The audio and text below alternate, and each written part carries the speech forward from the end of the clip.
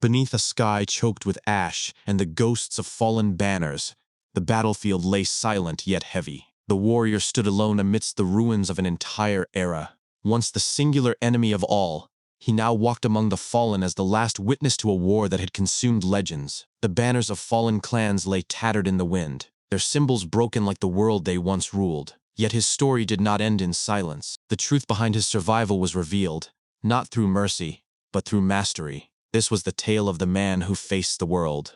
From a distance, a lone man pulled a sword from a defeated warrior. Before him stood three martial masters unmoving: the Shaolin abbot Hian Jinqian, Manhwa sect leader Jianghu, and the head of the Namgang clan, Namgang Huang. Namgang Huang shouted, declaring that the man was definitely worn out and that they must kill him now. The lone man looked at them with a fierce tone and spoke, saying that now only they remained. Hian Jinqian stepped forward and spoke, uttering Amitabha and telling them to prepare themselves. In an instant, the lone man appeared right before Hian Jinqian's face without warning and attacked. Hian Jinqian barely dodged and immediately fell back. He spun his staff and shouted, calling the lone man demonic god and a fiend before performing a technique known as the Great Buddha Palm. A burst of chi fired toward the lone man. The lone man, known as the demonic god, braced himself for the attack, but just as it was about to strike, he leaped high into the air, dodging it completely. Mid-air, now directly above Hian Jinqian, he readied himself for a strike and descended with his sword, shouting that he would kill the Shaolin abbot first. Hian Jinqian blocked the blow with his staff, groaning from the impact so powerful it sent nearby rocks flying. As he struggled to hold the attack at bay, he cried out in desperation, asking the others what they were doing and insisting that now was the time. At his call, Jianghu and Namgang Huang rushed toward the demonic god and swiftly disrupted the assault on the Shaolin abbot. After passing through, both halted mid-air at a distance and performed their techniques simultaneously, Jianghu unleashing Plum Blossom Flash and Namgang Huang invoking 10,000 Thunders return as one, before shouting in unison for the demonic god to die. Their attack struck the demonic god's right shoulder. He screamed in pain as blood gushed from his mouth. From behind, Hian Jinqian spun his staff and launched another strike, shouting for the demonic god to be reborn in paradise. But the demonic god leaped upward again, dodging the blow. Hian Jinqian was shocked by his speed despite having just endured a combined assault from the Manhwa sect leader and the head of the Namgang clan. He gasped in disbelief. The demonic god spun midair and descended at insane speed toward Hian Jinqian. In an instant, the Shaolin abbot fell to the ground, decapitated. The demonic god stood holding Hian Jinqian's head, his spine pulled out from his body, and turned toward the remaining two with a grin, simply saying, "Next." Jianghu and Namgang Huang stood frozen in horror and disbelief, muttering that he was a monster. The demonic god then charged toward them. Namgang Huang instantly backed away while Jianghu remained rooted in place. Namgang Huang shouted for him to get back, but it was too late. Jianghu faced the attack and blocked it with his sword. The demonic god pushed through with a grin on his face. That lone man, known as Jiang Qian, had single-handedly drowned the Central Plains in blood. To slay him, the elites of all 9 great sects had gathered. Yet against the strength hailed as the greatest under heaven, the alliance had been driven to the brink of annihilation. As Jiang Qian and Jianghu clashed blades, Jiang Qian grinned and asked the old man if he had prepared the trap. Jianghu responded that it was ready. It was Jiang Qian's grave, and executed his technique, Endless Plum Blossom Rain. As the Plum Blossom attack surged toward him, Jiang Qian gripped his sword tightly and recalled a memory, thinking to himself that it was not yet time, that he could not die yet. Raising his sword, he performed the Namgang sword art, 5th form, Black Dragon Demon Slaying Slash. Intercepting the Plum Blossom assault, his strike continued forward and landed squarely on Jianghu, who screamed in agony as blood erupted from his body and mouth, dying instantly. To Jiang Qian's surprise, another attack struck him from behind. Namgang Huang had launched his technique, Sovereign Without Hindrance. The blow landed fast and true. Jiang Qian gritted his teeth in pain and thought to himself that Namgang, that rat bastard, had really hurt him. But then, recalling another memory, his grimace twisted into a wild smirk as he located Namgang Huang mid-attack and declared that it only tickled. Namgang Huang was stunned and cried out in disbelief. Jiang Qian raised his sword and delivered a powerful slash that severed Namgang Huang's left fingers, carved wounds across his body, and sliced his face horizontally. Namgang Huang leaped backward mid-air, screaming in pain, and clenched his teeth as he thought to himself that Jiang Qian, that filthy cultist of the demonic sect, would not escape so easily. He rolled through the air, kicked off nothingness, and with a flash of lightning, rushed toward Jiang Qian. Bouncing around in a blur of motion, He surrounded Jianghu with his lightning technique before halting directly behind him and driving his sword forward with a yell to die already. The strike pierced Jianghu's back. Namgung Huang declared that his stubborn life ended there. Jianghu clenched his jaw as another memory surged through his mind. He whispered that yes, it ended here. Namgung Huang, still pinning him with the embedded sword, stammered in confusion. Jianghu then screamed violently, blood spewing from his mouth as he roared that it ended, that this cursed fate ended now. He drove his own sword into his chest, the blade passing through his body and impaling Namgung Huang as well. Namgung Huang shrieked in pain. Jianghu yanked the sword free, spun around, gripped it with both hands, and swung it with such force that it severed Namgung Huang's head clean off. As his head flew away, Namgung Huang's final thought was one of utter disbelief. How could Jianghu still move after having his heart pierced? Had he truly surpassed human limits? Was this the demonic god? With that, Namgung Huang died. As the sun rose, the 9 great sects lay annihilated. In the center of the battlefield, only Jianghu remained standing. He lowered his sword and began murmuring names softly, Yunhua, Seok-a, Young-a, and asked if this had been enough. A flash of memory rushed through his mind, a group of children ganging up on a single boy, shouting at him for his arrogance. Suddenly, a grown man grabbed the feisty child from behind, lifting him as the boy flailed with kicks and punches. The man asked why the boy was striking him. Watching this memory, Jianghu wondered if this was his life flashing before his eyes. It had been so long since he had seen his master's young face. He reflected that his path in the martial world had begun there, with daily brawls just to survive, a wandering life with only a sword in hand and no place to settle. To live through each day, someone had to die. It was an endless cycle of meaningless killings. Could such a life hold any meaning? Was life truly this fleeting? His memories continued, pausing as the image of a woman appeared. She had once told him she understood that feeling, that she too clashed with people daily at the marketplace. In this world, if you did not see everyone as an enemy, you would not last long. Comforting her younger siblings whenever they craved special treats was no easy task either, yet those times were the most precious. When she had collapsed after losing her parents, they had given her a reason to live again. She had urged Jianghu to create such meaning for himself as well, calling him Great Hero Jianghu. Then the memory shifted abruptly. He saw himself crying out loud, sitting before the woman and her younger brother and sister, dead, with swords embedded in their bodies. He had wanted to live with her. She had become the reason for life to one who had known only killing. His sword had risen again for vengeance. His drifting life had no home. He had wondered where the purpose of his life truly lay. Snapping back to reality, he lowered his head after a few moments and began to cry, whispering that the purpose had already been there. The path of carnage he had walked alone for 15 years. Though his blade had grown dull and countless wounds had carved into his body, in the end, he had given everything to complete his vengeance. At last, gazing upon the rising sun, he laid down the sword in his hand. Here lay the demonic god, Jianghu. Everything went dark. Then suddenly, a loud voice echoed within. "What are you barging in here for? Do you think I'd sell my martial arts for a handful of coins?" Jianghu thought to himself that it was so noisy. He opened his eyes and added that he must have come to hell after all. Before him stood a woman and a young man, with martial warriors behind them. The woman spoke, saying that because the young man's brother had suffered an unfortunate accident and could not inherit the martial legacy, they now wanted her son to succeed the Namha family's secret martial arts. Jianghu was confused by the situation and wondered if this was not hell after all. His attention was caught when the boy beside him shouted that it was absolutely not acceptable. His elder brother was alive and well, so how could the family martial arts flow into the mother's line? The girl beside him added that the boy was not even blood-related from the mother's side in the first place. Even if the brother could not inherit the arts, their grandfather's legacy belonged to the Manhwa family. At that sight, Jianghu's eyes widened. The children resembled the younger siblings of the woman he had loved in the past. He thought to himself in disbelief, asking who they were. The young man in front then grinned and stepped forward, saying that this would not end easily and that he would make them a proposal. Jianghu turned toward the man and muttered in confusion, asking what proposal he meant. The young man extended his hand and declared that he had heard the 2 brats were so poor they could barely eat. He would wager money. Hua Mujin would wager his clan's entire martial legacy. They would fight, and the winner would take it all. He asked what they thought of that. The boy beside Jianghu stammered in shock, reminding them that his brother could not even begin training due to his madness.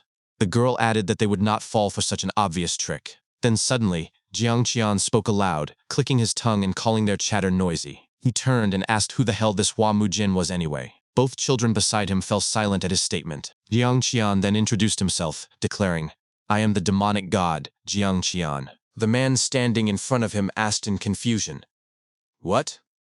Who did you say you are?" Jiangqian responded calmly and stated his name, explaining that people once called him the demonic god. The young man scoffed at the title, finding it dull and overused, and remarked that he might as well claim to be the king of the underworld. This arrogant youth was revealed to be Jiang Dobo, the second son of the Jianghua Merchant Guild. The boy standing beside Jiangqian muttered that of all times, it had to happen now, while the little girl at his side groaned in frustration. A woman then stepped forward and declared that his madness worsened by the day. She clicked her tongue while idly tapping her fan, and claimed that with such a family heir, the fate of the Yonghua clan was already sealed. She insisted she said this only out of blood ties, and advised they take it kindly. It was implied that her warning carried benefits for them as well. This woman was Bu Chuyan, the master of the Jianghua Merchant Guild. She smacked her fan against her palm and announced there was nothing more to discuss, stating that silence would be taken as agreement. Turning away, she declared that on the 5th day of the next month,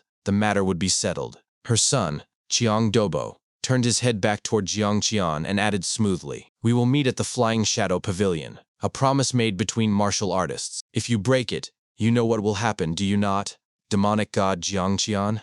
With that, they departed. The little girl beside him watched them go and complained that they had decided everything on their own. She asked in a trembling voice what he planned to do, insisting that he had never properly swung a sword.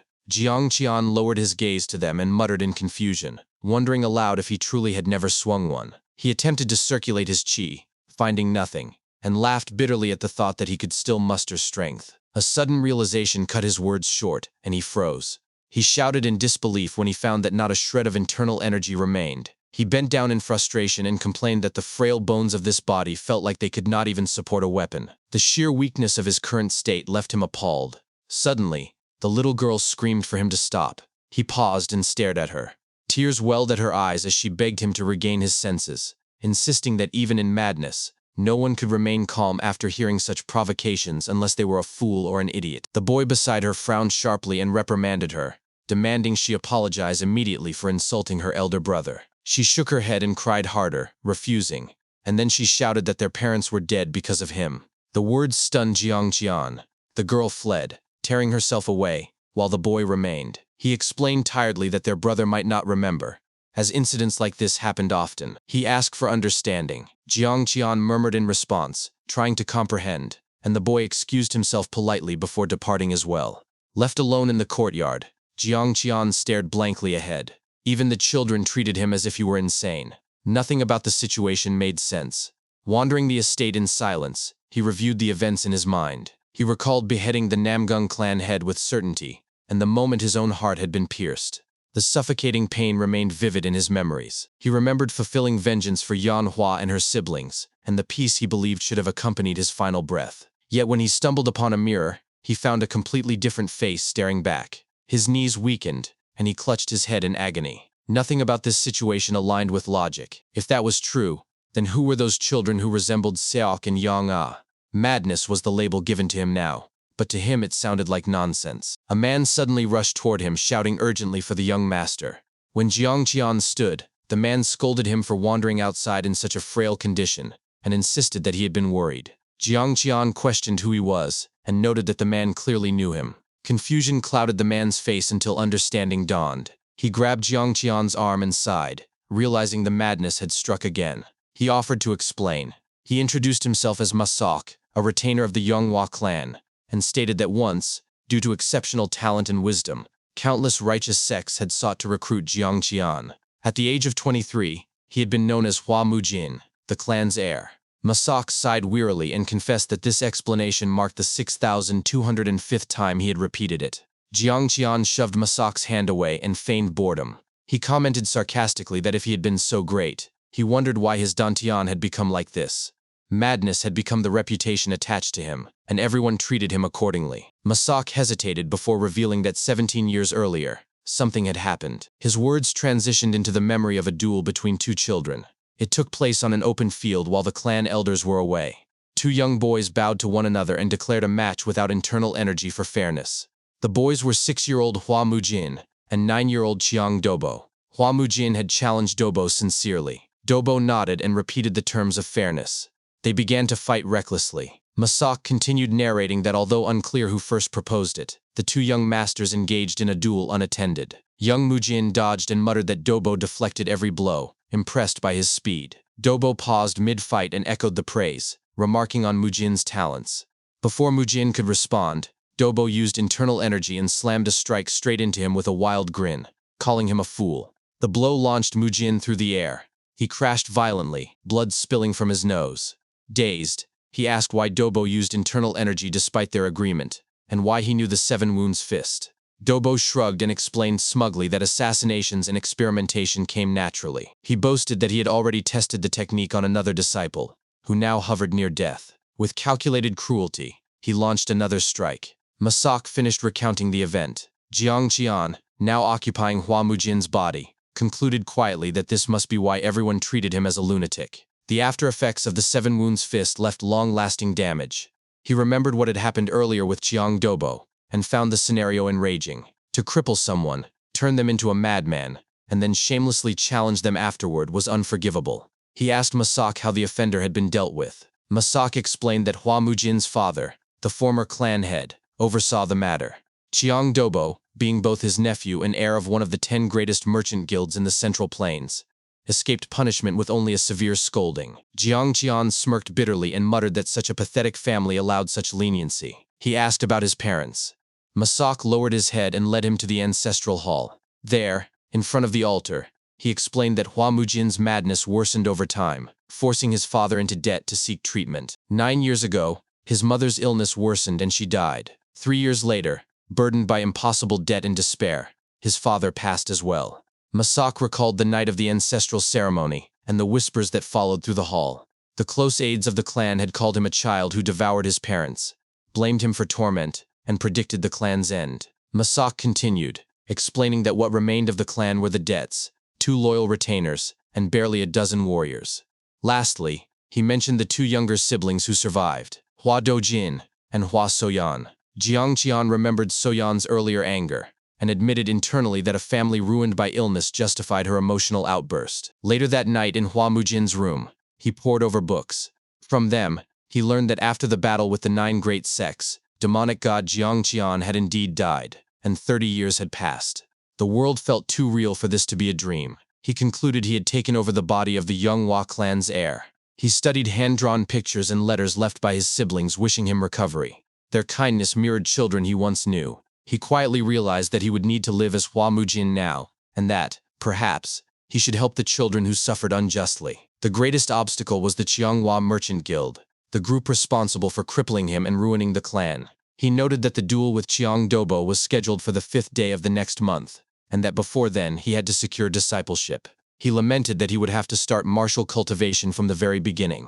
As he sat quietly, he remembered the first time he learned martial arts in his previous life. Even breathing had been difficult. Slowly, he began practicing a breathing technique, and found that this body did not require the usual process for sensing qi. Simply closing his eyes allowed energy to flow. Qi gathered rapidly at his dantian, becoming fierce and overwhelming. The room glowed brighter and brighter until a deafening boom echoed across the estate. Servants rushed into his chamber and found him unconscious on the floor. One of them shouted in panic and examined him, mistaken at first that he had died. Checking again, he found his pulse stronger than ever, and cursed under his breath that the young master had somehow become healthier. Suddenly, Hua Mujin's hand snapped upward and grabbed the man's finger. He groaned awake and muttered in irritation that merely forming a dantian caused unbearable pain. The man asked in confusion what he meant. Hua Mujin demanded to know what sort of body he possessed, and whether it was some form of special constitution. The man casually admitted he had heard it referred to as the Heavenly Martial Constitution by a wandering Shaolin elder. Jiang Qian paused internally. The Heavenly Martial Constitution. The man chuckled and said it was the body blessed by heaven to walk the righteous path. Anger flickered in Hua Mujin's voice, but before he could retort, he coughed blood violently. He realized instantly that his constitution was wholly incompatible with demonic cultivation. If one with this body cultivated demonic arts, the pain would be unbearable and death could follow. He recalled other rare physiques: heavenly killing, heavenly flame, heavenly longevity. Masak knelt beside him and fanned him desperately, begging him to stay conscious. Jiang Qian cursed inwardly, frustrated by fate itself. The duel was next month, and his condition was dire. Through clenched teeth, he asked aloud who the old men standing nearby were. Masak identified them as Chief Steward Do Baek Shin and Elder Zhou Huanbong. Jiang Qian narrowed his eyes at them, noting their cold expressions as they whispered privately that his condition worsened daily and that perhaps it was time to prepare their hearts. He reached toward Elder Joe with trembling fingers, thoughts burning with rage, but another surge of blood burst from his lips. Masak shouted his name fearfully and begged him not to die like this. Jiang Qian's thoughts roared defiantly in the silence that followed. I will not die, damn it. A few days later, at the Yomwa clan estate, heavy rain poured as Masak's voice echoed down the hall. He shouted that the young master had been lying unconscious for 3 whole days. Masak followed Hua Mujin as the latter walked toward the wall, still yelling in concern, asking if he was really all right. Hua Mujin continued walking and thought to himself that lying out cold for 3 full days was absurd. He cursed his damned body, fearing he would die before even reaching the duel. He paused briefly, his body and face wrapped tightly in bandages, and told Masak to quiet down, as his shouting was making him look bad. More importantly, he said, if he was going to duel, he would need a sword. As thunder crashed in the courtyard, Hua Mujin turned to Masak, pointed at him, and ordered him to go fetch a few swords right away. Masak responded hesitantly, reminding him that they were at a point where they should be worried about their next meal. Where would they even get the money to buy a sword? Hua Mujin, still pointing, demanded to know if there was truly no money left in the entire household. Masak explained that they were already borrowing from the loan syndicate, and because of the syndicate's outrageous interest rates, their debts had ballooned to enormous levels. Hua Mujin fell silent as another peal of thunder rolled overhead. He lifted his head and reflected inwardly that this was truly the state of a fallen family. It seemed they needed to solve their money problems first. Leaning closer to Masak, he placed his elbow on his shoulder and smirked, saying that if it was just more debt, what did it matter if they added a little more? Masak exclaimed in panic, asking if he was seriously planning to borrow again. Hua Mujin dismissed his complaints and instructed him to write a letter to the 2 elders, stating that he was going for a walk. Later, Elder Do Baekshun read the letter and reacted angrily, demanding whether young Master Hua had really gone to the loan syndicate again. Elder Zhou Huanbong, standing beside him, remarked that it shouldn't be a big deal. Surely the syndicate would just turn him away. Do Baekshun disagreed. The real problem, he said, was that if Hua Mujin carelessly provoked the loan syndicate, the minor lawless factions might get involved. Elsewhere, outside the loan syndicate building, Hua Mujin and Masak stood before the tall guard stationed at the entrance. Hua Mujin smirked and called out to the man, telling him to inform his leader that Hua Mujin of the Yomwa clan wished to see him. The guard, Kang Noho, looked down at them and replied dismissively that if they had come to gamble, they should play quietly and leave without making pointless noise. Hua Mujin looked up and retorted that if Kang Noho couldn't relay the message, he should call someone who could. Kang Noho raised his voice and called him a punk. Beside him, Masak nervously interjected multiple times, stammering that their young master was just a bit unwell, and begging the guard not to take offense. Hua Mujin, still glaring at Kang Noho, asked what he was looking at. Suddenly the sound of a tossed coin cut through the tension. In an instant, another man appeared between Hua Mujin and Kang Noho, and asked what was going on. Hua Mujin instinctively stepped back. Kang Noho addressed the newcomer as brother, and explained that this man wanted to meet the leader. Hua Mujin asked if the newcomer was the one in charge. The man flicked another coin with his fingers, and asked why Hua Mujin wanted to see the leader. Hua Mujin replied instantly that he wanted to borrow more money. The man caught the coin mid-air, looked directly at Hua Mujin, and declared, "So you're a customer." This man was Ma Zhengbo, the loan syndicate's deputy leader. He added that if that was the case, there was no need to see the leader at all, then opened the door and invited them inside. Later, they arrived in an underground chamber beneath the building, walking along a wooden hanging bridge inside a cavern. Masak, walking beside Hua Mujin, whispered urgently that they should turn back. He had a terrible feeling about this. Hua Mujin dismissed him, saying they had come all this way and questioning his sudden fear. As they entered a small opening in the cave, Masak whispered more desperately that a few days earlier, an old woman at the market tea house had told him she saw 2 loan syndicate assassins fighting a single man, and in the blink of an eye, the man's chest was sliced open. He added that those assassins were said to be incredibly skilled martial artists who had mastered the twin ruinous force, moon-slaying heaven technique. Hua Mujin turned his head and asked what that technique even was. Masak repeated the name in a hushed tone. Hua Mujin simply asked what he expected him to do about it. Their conversation was abruptly cut off by the sound of another coin toss echoing through the cave. Ahead of them, Ma Jungbo, who had been leading the way, laughed and remarked that the servant was quicker on the uptake, but it was already too late to turn back. In an instant, the syndicate members behind Hua Mujin and Masak drew their swords. Ma Jungbo caught the coin mid-air and gave a single command, "Begin." Hua Mujin asked if this had been Ma Jungbo's intention all along. Ma Jungbo turned his head with a grin and explained that one could not simply assassinate the eldest son of the Yomhwa clan in broad daylight at a crowded entrance. He accused Hua Mujin of shamelessness for not even being able to pay the principal, let alone interest, and declared he would not allow him to bleed the syndicate dry the way his parents had. Beside Hua Mujin, Masak collapsed to his knees, bowing repeatedly and begging them to spare the young master's life. Hua Mujin corrected Ma Jungbo coldly, saying he never had parents. For a moment, silence fell over the cavern. Hua Mujin then thought to himself that he had momentarily mistaken Ma Jungbo's words for something from his past life. A syndicate member behind them announced he would begin. Ma Jungbo gave permission, instructing them only to rough Hua Mujin up a little. The syndicate members shouted in unison and obeyed. Instantly, one of them grabbed Hua Mujin, lifted him high into the air, and began spinning him around while shouting that the arrogant brat would die. Mid-spin, Hua Mujin shifted his body, seized the man's arm, and snapped it with a sharp twist. The man screamed in agony as he crashed to the ground, shouting that the rat-like punk had surprisingly nimble footwork. After landing, Hua Mujin glanced at his attacker and remarked that for such a big man, he was surprisingly soft. He looked at his own hands and reflected that with his current rotten body, this indirect method worked better than a direct fight. Behind them, Ma Jungbo tossed another coin and impatiently asked what they were all doing, telling them to finish it quickly. Another syndicate member lunged forward with his sword, slashing repeatedly at Hua Mujin, who dodged each strike with swift precision. Frustrated, the attacker called him a slippery eel. Hua Mujin continued evading, and thought that since raw strength was out of the question, using movement arts was the optimal approach. At that moment, now, he charged straight forward and headbutted the man square in the face. Blood gushed from the man's nose as he stumbled backward. Before Hua Mujin could recover, another syndicate member was already beside him, swinging his blade. Hua Mujin flipped backward, landed on his hands, twisted his hips, and unleashed a spinning kick that sent the attacker flying.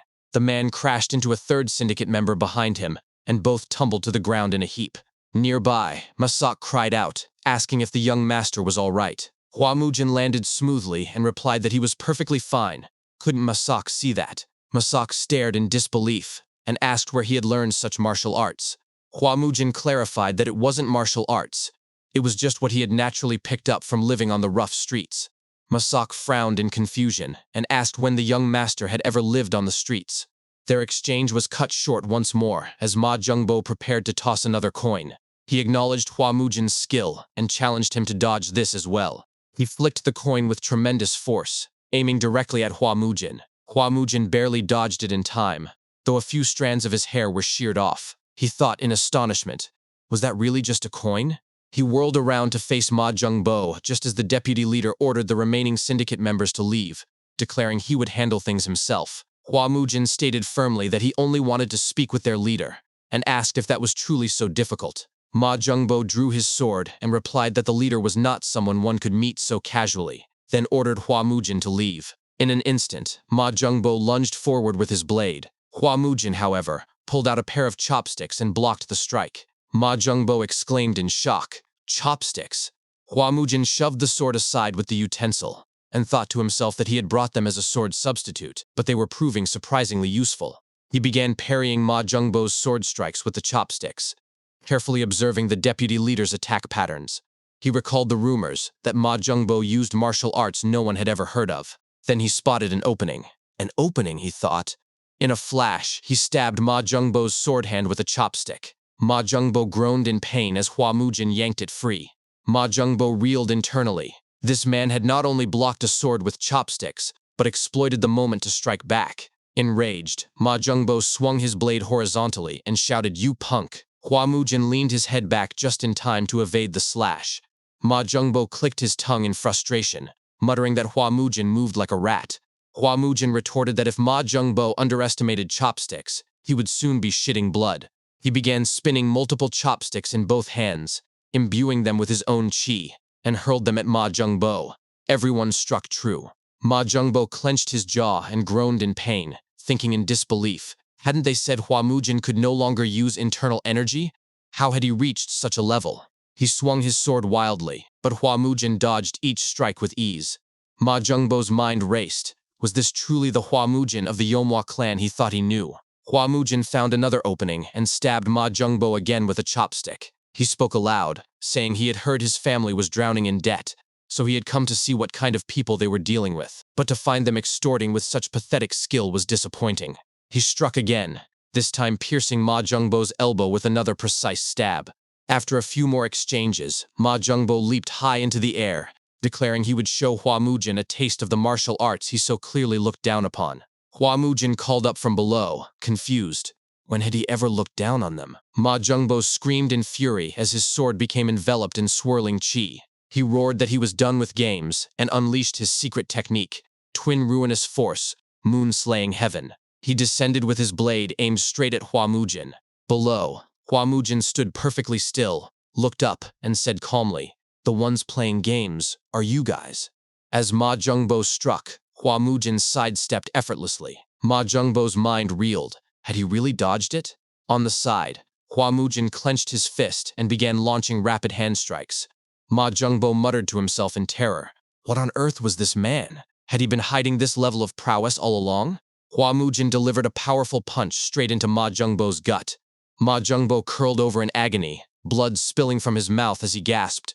You punk. How do you plan to handle the consequences later? Suddenly, the familiar sound of a coin toss echoed through the cave, followed immediately by Hua Mujin's voice. I didn't come here to listen to threats. You know, he said, saying what I want to hear will help you live longer. He caught the coin midair, turned to Ma Zhengbo with a chilling grin, and repeated his original request. I need to borrow some more money, okay? Later, on the upper floor of the Loan Syndicate building, Hua Mujin sat among the usurers, taking a hit from a wooden pipe filled with weed. He lifted his head and exhaled the smoke, thinking to himself that it had been so long since he had this much fun. Without warning, Masok, who sat beside him, snatched the wooden pipe from Hua Mujin's hand and smashed it onto the table, exclaiming that such a thing was bad for his body. Hua Mujin glanced at the scattered weed and remarked that it was such a waste. Sitting across from him, Ma Zhengbo spoke aloud while the other syndicate members, those who had just been beaten in the cave, knelt on the floor with their heads bowed. Ma Zhengbo stammered and asked what Hua Mujin was curious about. Hua Mujin began to speak, questioning why men like them, who hated losing even a single coin, would support a clan without any collateral. He suspected there was malicious intent behind their actions. Ma Zhengbo lowered his head and insisted that Hua Mujin had it wrong, asking what malicious intent could possibly exist.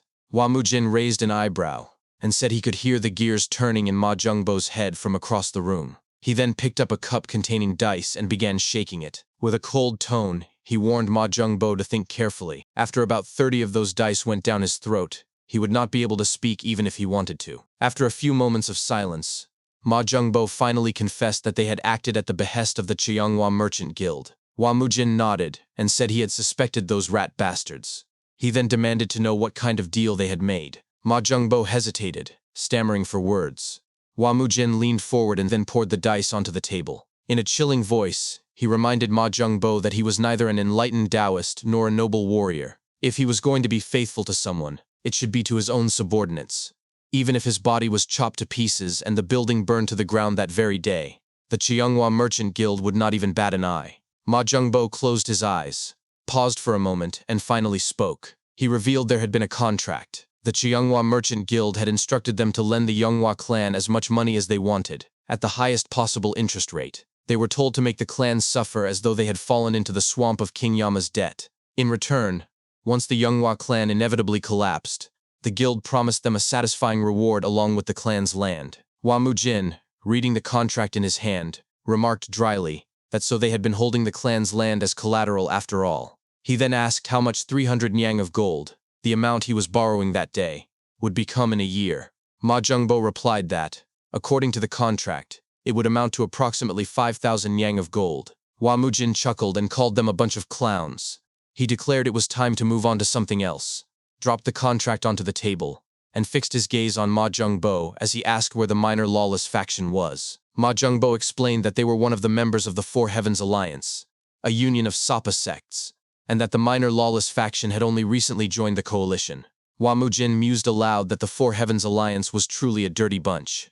Beside him, Masok leaned closer and whispered in his ear, asking when Hua Mujin had ever met them to be spouting such nonsense again. Hua Mujin dismissed the question, saying it was a pain to explain, but then grew impatient and wondered aloud why the man sent to fetch the money was taking so long.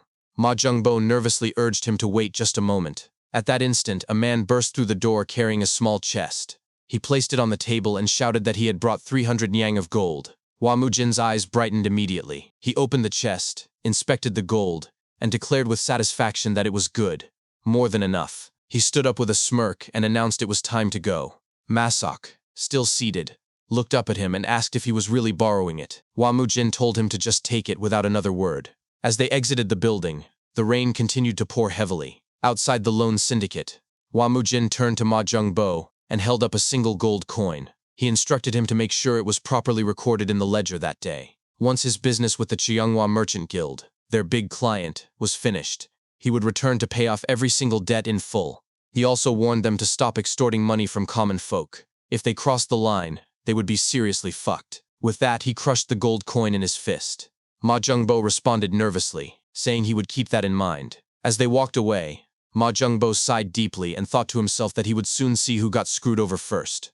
That mad young master of the Yonghua clan. Sometime later, the rain subsided. Hua Mujin and Masok returned to the Yonghua clan estate. Outside the ancestral hall, they were greeted by the elders, including Do Bexin, who cried out in alarm upon seeing the blood on Hua Mujin's clothes. Hua Mujin instantly assured him it was not his blood. Do Bexin demanded to know what had happened at the loan syndicate. Hua Mujin replied casually that he had simply gone to borrow some money. He reminded them they had said their living situation was difficult, and that the warriors of the Yonghua clan needed to be fed well, otherwise the rest of their people might run away. Elder Bexin stammered, asking if he had stolen the money, since there was no way the loan syndicate would lend to them. Hua Mujin said he had explicitly told them to record it properly in their ledger before leaving. He then placed a hand on Elder Do Bexin's shoulder as he stepped forward, and told him to focus only on feeding and clothing his younger siblings. As he walked away, he added cheerfully, "Well then, keep up the hard work." Inside the ancestral hall, Masok, who had been carrying the heavy chest of gold, suddenly collapsed under its weight. Do Bexin turned to Zhou Wanbong beside him and murmured in disbelief, asking if such madness could truly exist in this world. Zhou Wanbong watched Hua Mujin walk away in the distance and only clicked his tongue in response. Sometime later, Hua Mujin lit the candles on the altars dedicated to his deceased parents. He paused and spoke aloud, admitting he had never known his parents and was unsure what to say. He assured them that the financial issues were now more or less resolved, so they need not worry. From now on, he would take good care of his siblings and the household members. He asked them to rest in peace. Unseen in the corner of the ancestral hall, his younger siblings, Hua Dojin and Hua Soyon, listened quietly as he spoke to the altar. He continued, saying that in a few days, he would duel a man named Chiang Dobo, with a clan's secret manual on the line. With a smirk, he added that they should not worry. He would snap those bastards' necks. Silence filled the ancestral hall. The night ended, and morning came. Later that morning, 3 clan warriors carried large wooden cases out from outside Hua Mujin's quarters. As they dropped the 3 heavy cases to the ground, one of them exclaimed in exhaustion, asking what Hua Mujin had made them do. Masok, standing nearby, thanked them for their work. One warrior stretched his aching back and complained that it was so heavy he thought his spine would break. Another added that at least they had finally moved everything, and suggested they go have a drink and rest. A few seconds later, Hua Mujin opened the door, his face lit with excitement, and yelled out, "You're here?" He immediately began inspecting the cases. Each was labeled by weight. The first weighed 30 kilograms, the second 48 kilograms, and the last 66 kilograms. After checking the packages, he declared with satisfaction that they were all there, just right. He knelt down and opened one of the cases. Inside lay a massive sword. Masok knelt beside him and asked what he intended to do with such weapons, noting how much the warriors had struggled to carry them. Hua Mujin reached for the sword and replied, "What else would you do with a sword?" He gripped the hilt firmly and added, "You swing it." He thought to himself that he would start with the lightest one, the 30-kilogram sword. But the moment he tried to lift it, the blade crashed back to the ground. Masok looked at him skeptically and asked if he really intended to swing something so heavy. Hua Mujin fell silent, still gripping the sword on the ground. He reflected inwardly that he had expected this. but he had not imagined he could not even lift the 30-kilogram blade. He cursed his rotten body. Taking a deep breath, he tried again, telling himself he could not give up like this. After a tremendous effort, he managed to raise the sword, though his entire body trembled violently from the strain. He muttered that he could somehow lift it with both hands. He turned his eyes toward Masak, and ordered him to stop staring and do as he had been told. A few moments later, he dropped the sword and began dragging it inside his quarters. He instructed Masak that from now on, his meals should include meat-side dishes. Masak remained silent, watching Wamujin struggle with the enormous weapon, and quietly muttered that he was worried. Inside the room, Wamujin tied the sword to his left hand with a strip of cloth. Lifting it high with both hands, he thought to himself that only half a month remained until the duel. His current body possessed a heavenly martial constitution, which was completely incompatible with the demonic arts his master had taught him. Therefore, his only remaining option was the sword style passed down from his master's close friend, the 9 swords of Dugu.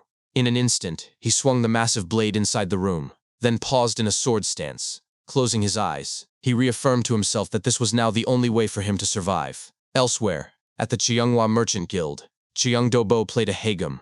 Upon hearing a report, he remarked that it was impressive. Wamujin had wiped out the lone syndicate. The man before him bowed and confirmed that, according to the carrier pigeon, the syndicate would be unable to move for about half a month. Jianghu mused aloud that Wamujin did not even have a dantian, so how did he possess such power? He grinned widely and added with a chuckle that class was permanent. Then, for their great young master Wa, he should prepare a little gift. He snapped the string of his hagum with his bow, and thought to himself that he was truly looking forward to the day of the duel. He wanted to see Wamujin reveal all of his hidden facets. A few days passed as Wamujin continued training his martial arts in the courtyard. He leaped high into the air and landed firmly on both feet, then reflected inwardly that this was the heavenly martial body. If it was truly a body granted by the heavens, it should at least withstand this much.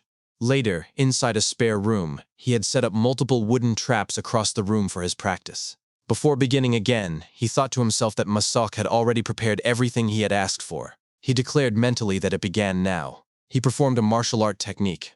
Solitary 9 swords, first form, declaration form. As he moved, he recited to himself, "I carry my sword and step forward at any time. Not even Mount Tai dares block my path." He followed immediately with the next technique, Form 2, breaking form. Again, he affirmed inwardly, "No matter what weapon comes at me, I will shatter them all." After executing the movement, a sharp pain suddenly flared in his dantian. He groaned aloud and thought that he was already reaching his limits from just this much, but he had to endure. He kicked a ball that ricocheted violently through the room. With his eyes closed, he dodged its trajectory as it hurtled straight toward him, then executed another technique, Form 3, sky-cleaving form. He cleanly sliced the ball in half before it could strike him and declared, "Even if the enemy's energy shakes the heavens, it will split before this sword." He paused for a moment. Then a burst of pain made him cry out, "Ugh, my back!" After a few seconds, he pulled a rope that released a trap from the ceiling. Multiple bamboo poles fell directly before him. He assumed a stance, observed their descent, and performed the next technique, Form 4, void-cleaving form. He spoke inwardly, "No martial art can stand before this edge. All complicated techniques fall to natural counterplay. Thus, the simplest sword can divide them." He swung his sword with such force that the bamboo poles flew across the hall and slammed into the wall at insane speed. But when he glanced at the wall, he realized he had missed the rope he had been aiming for and muttered in frustration, "Ugh, I didn't land a single hit?" As the remaining bamboo struck the wall, it accidentally hit the rope, severing it and triggering another trap. Heavy wooden logs began plummeting from the ceiling toward him. At the sight, he instantly assumed a stance and unleashed the next technique, Form 5, army slaughtering form. He thought to himself, "Even if a horde of enemies swarms me, they will kneel before this sword.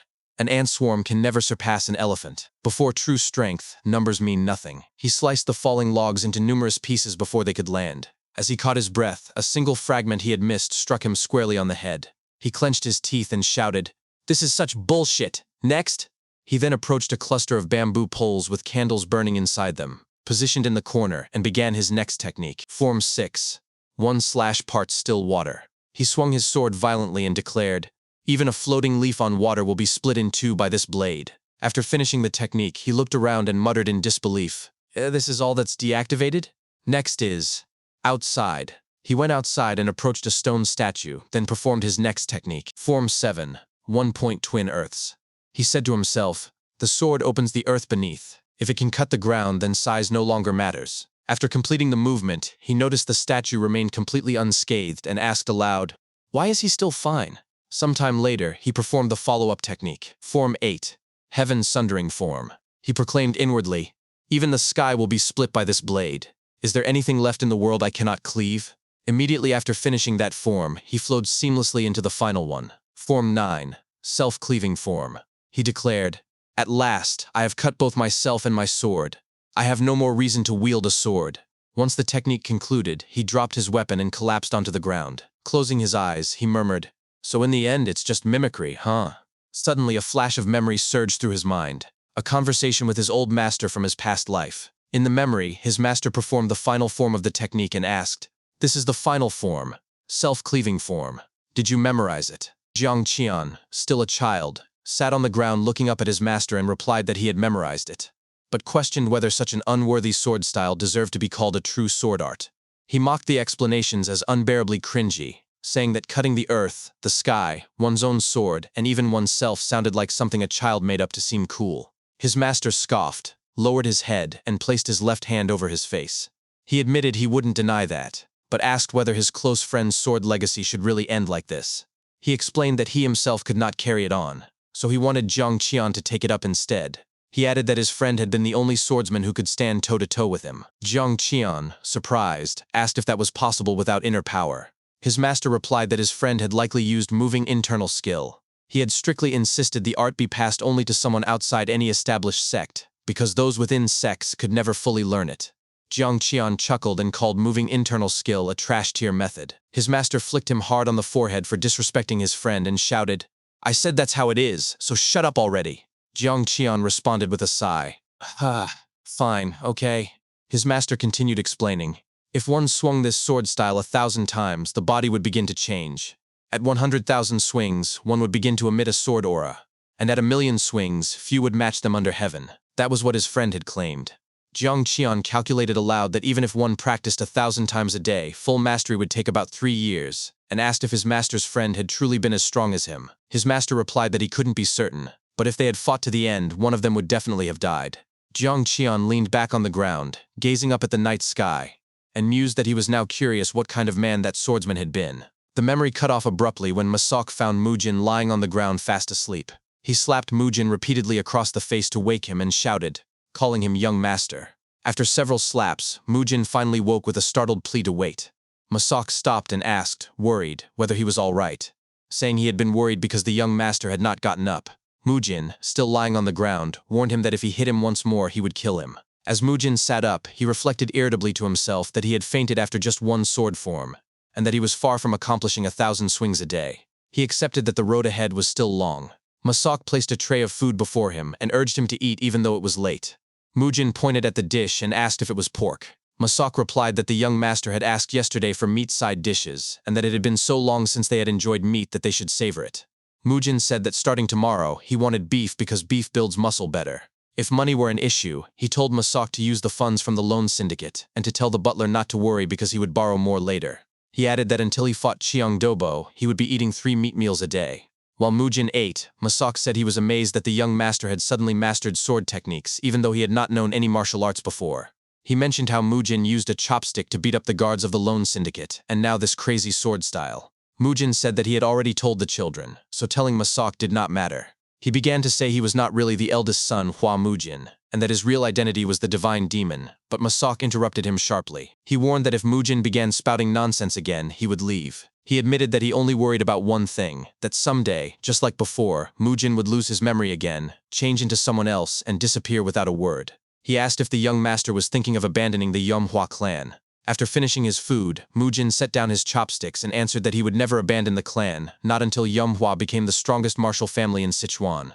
Besides that goal, he did not really have anything else to do. Masok was taken aback and repeated the strongest martial family in Sichuan with disbelief. Mujin confirmed it with confidence. Masok scoffed at the ridiculousness of it. Without warning, Mujin flicked his forehead, then crossed his arms while sitting on the ground and told him that if he was done yapping, then he should get out. Masok grumbled and stood, saying fine as he left the room.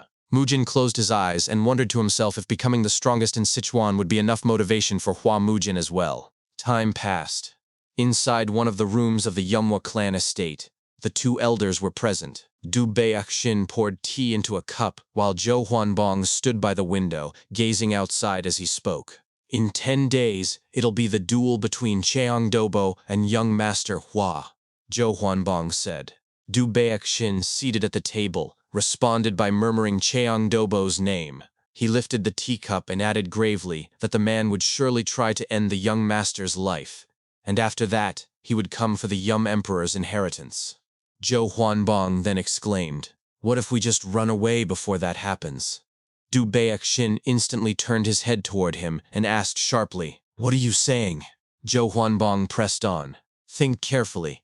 We can't let the last two remaining be harmed as well." A few days passed as Mujin continued his relentless training. After one exhausting session, he gasped for breath and cursed in frustration. He looked down at his arm while panting and thought to himself that simply swinging a sword every day had begun to build actual muscle. He noted with satisfaction that he had finally reached the point where he could swing a 66-kilogram iron sword with one hand. Clicking his tongue, he muttered that there was only 1 week left until the martial arts competition. A familiar voice echoed in the distance, calling out to him. When he turned toward the sound, he saw his younger siblings, Hua Dojin and Hua Soyan, standing by the door. He approached them and asked what brought them there, then warned that it was dangerous, telling them to go play somewhere else. Dojin admitted that they were worried and explained that they had been watching him for days. They thought he was pushing himself too hard. Soyan added nervously that she wondered if he was doing all of this because of what they had said before. She confessed she had only been angry and had not meant it. Mujin sighed heavily at their concern. He looked at them and thought silently that the two of them reminded him of his former comrades. Then he lightly patted both of their heads and told them not to worry about him. Suddenly, Dojin began to imitate one of Mujin's sword postures with his arm and claimed excitedly that the posture had been amazing. He asked if that was how it was done and declared that Mujin looked just like a martial artist of the Jianghu.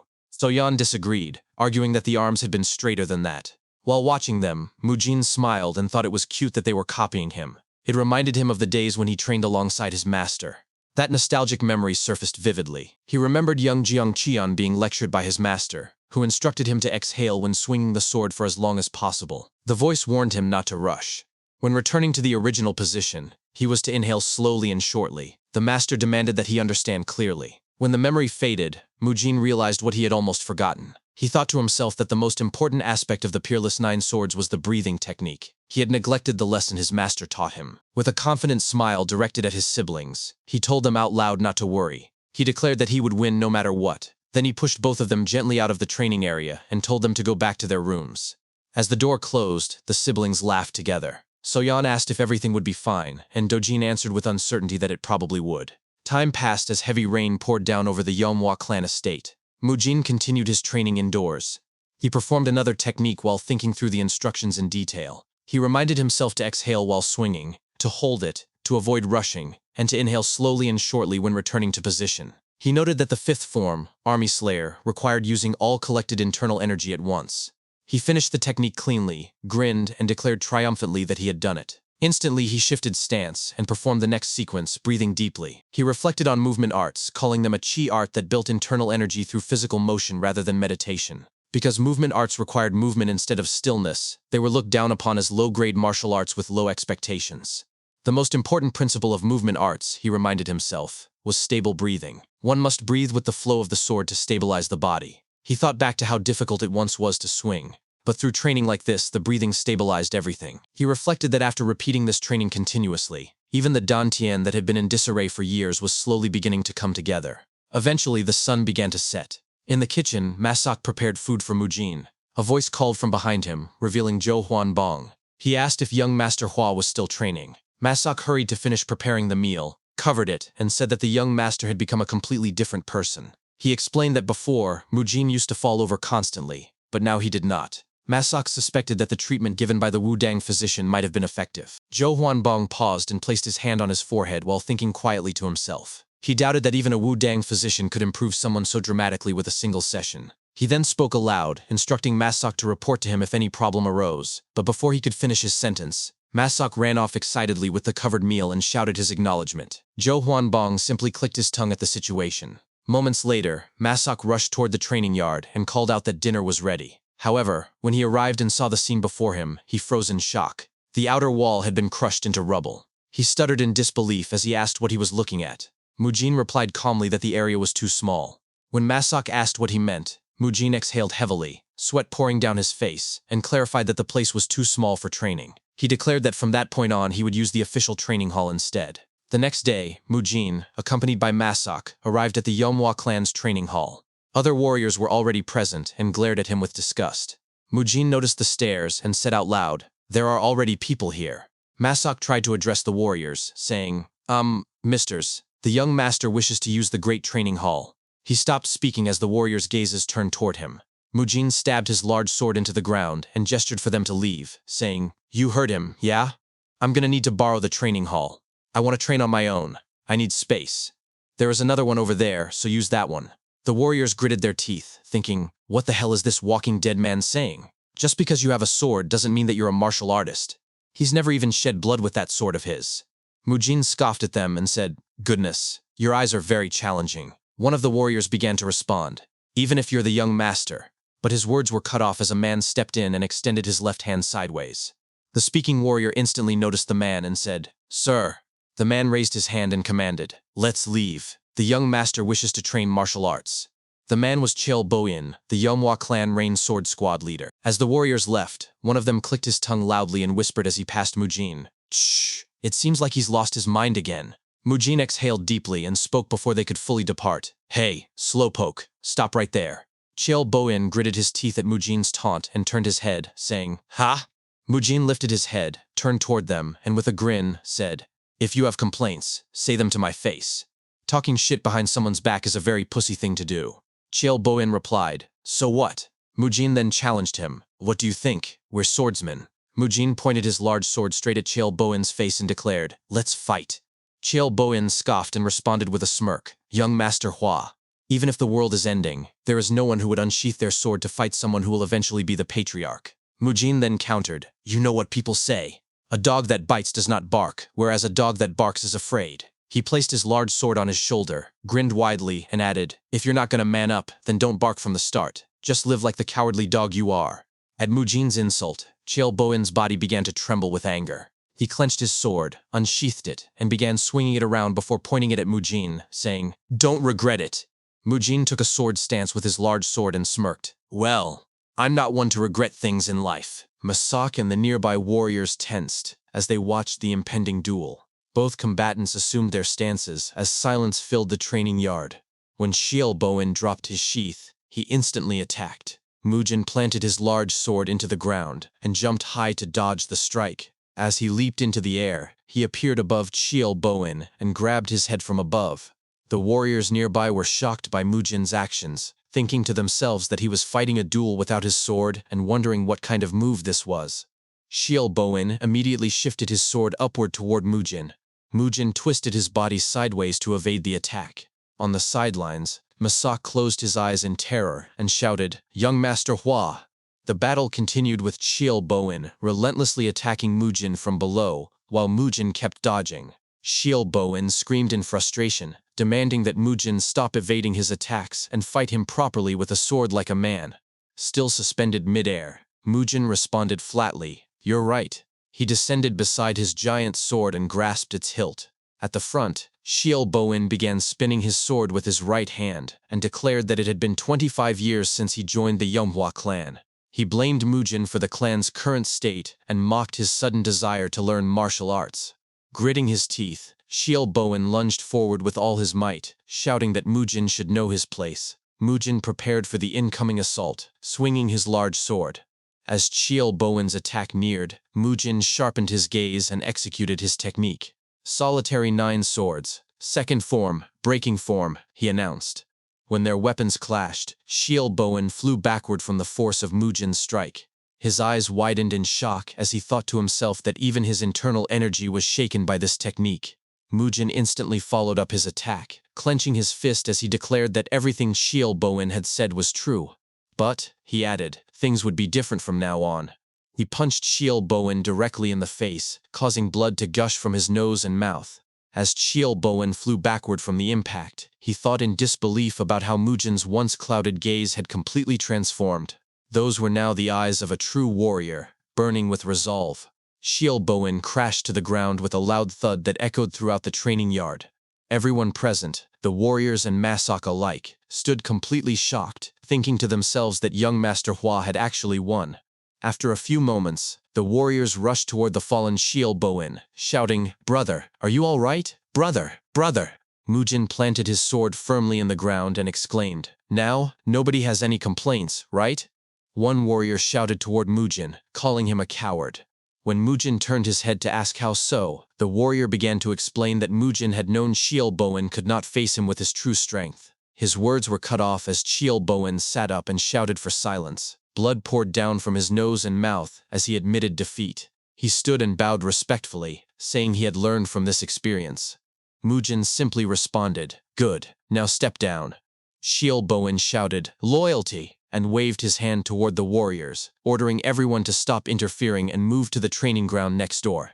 As Mujin watched them leave, he instructed Masak to go as well.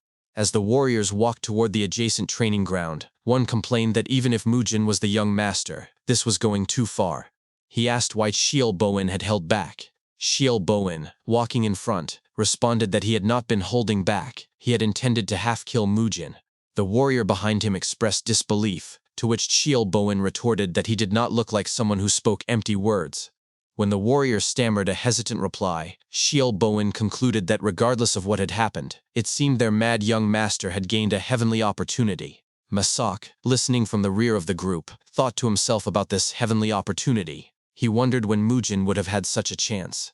He stopped walking, looked up at the sky, and added to himself that since the young master had changed, he supposed it was fine.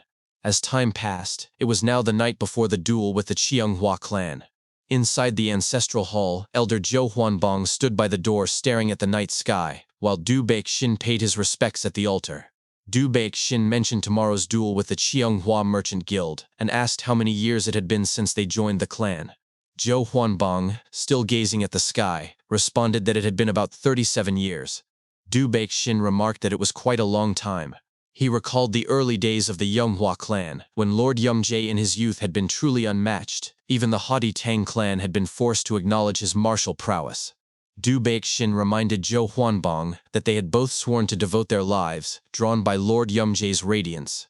Zhou Huanbong countered that Du Beixin was now breaking that vow.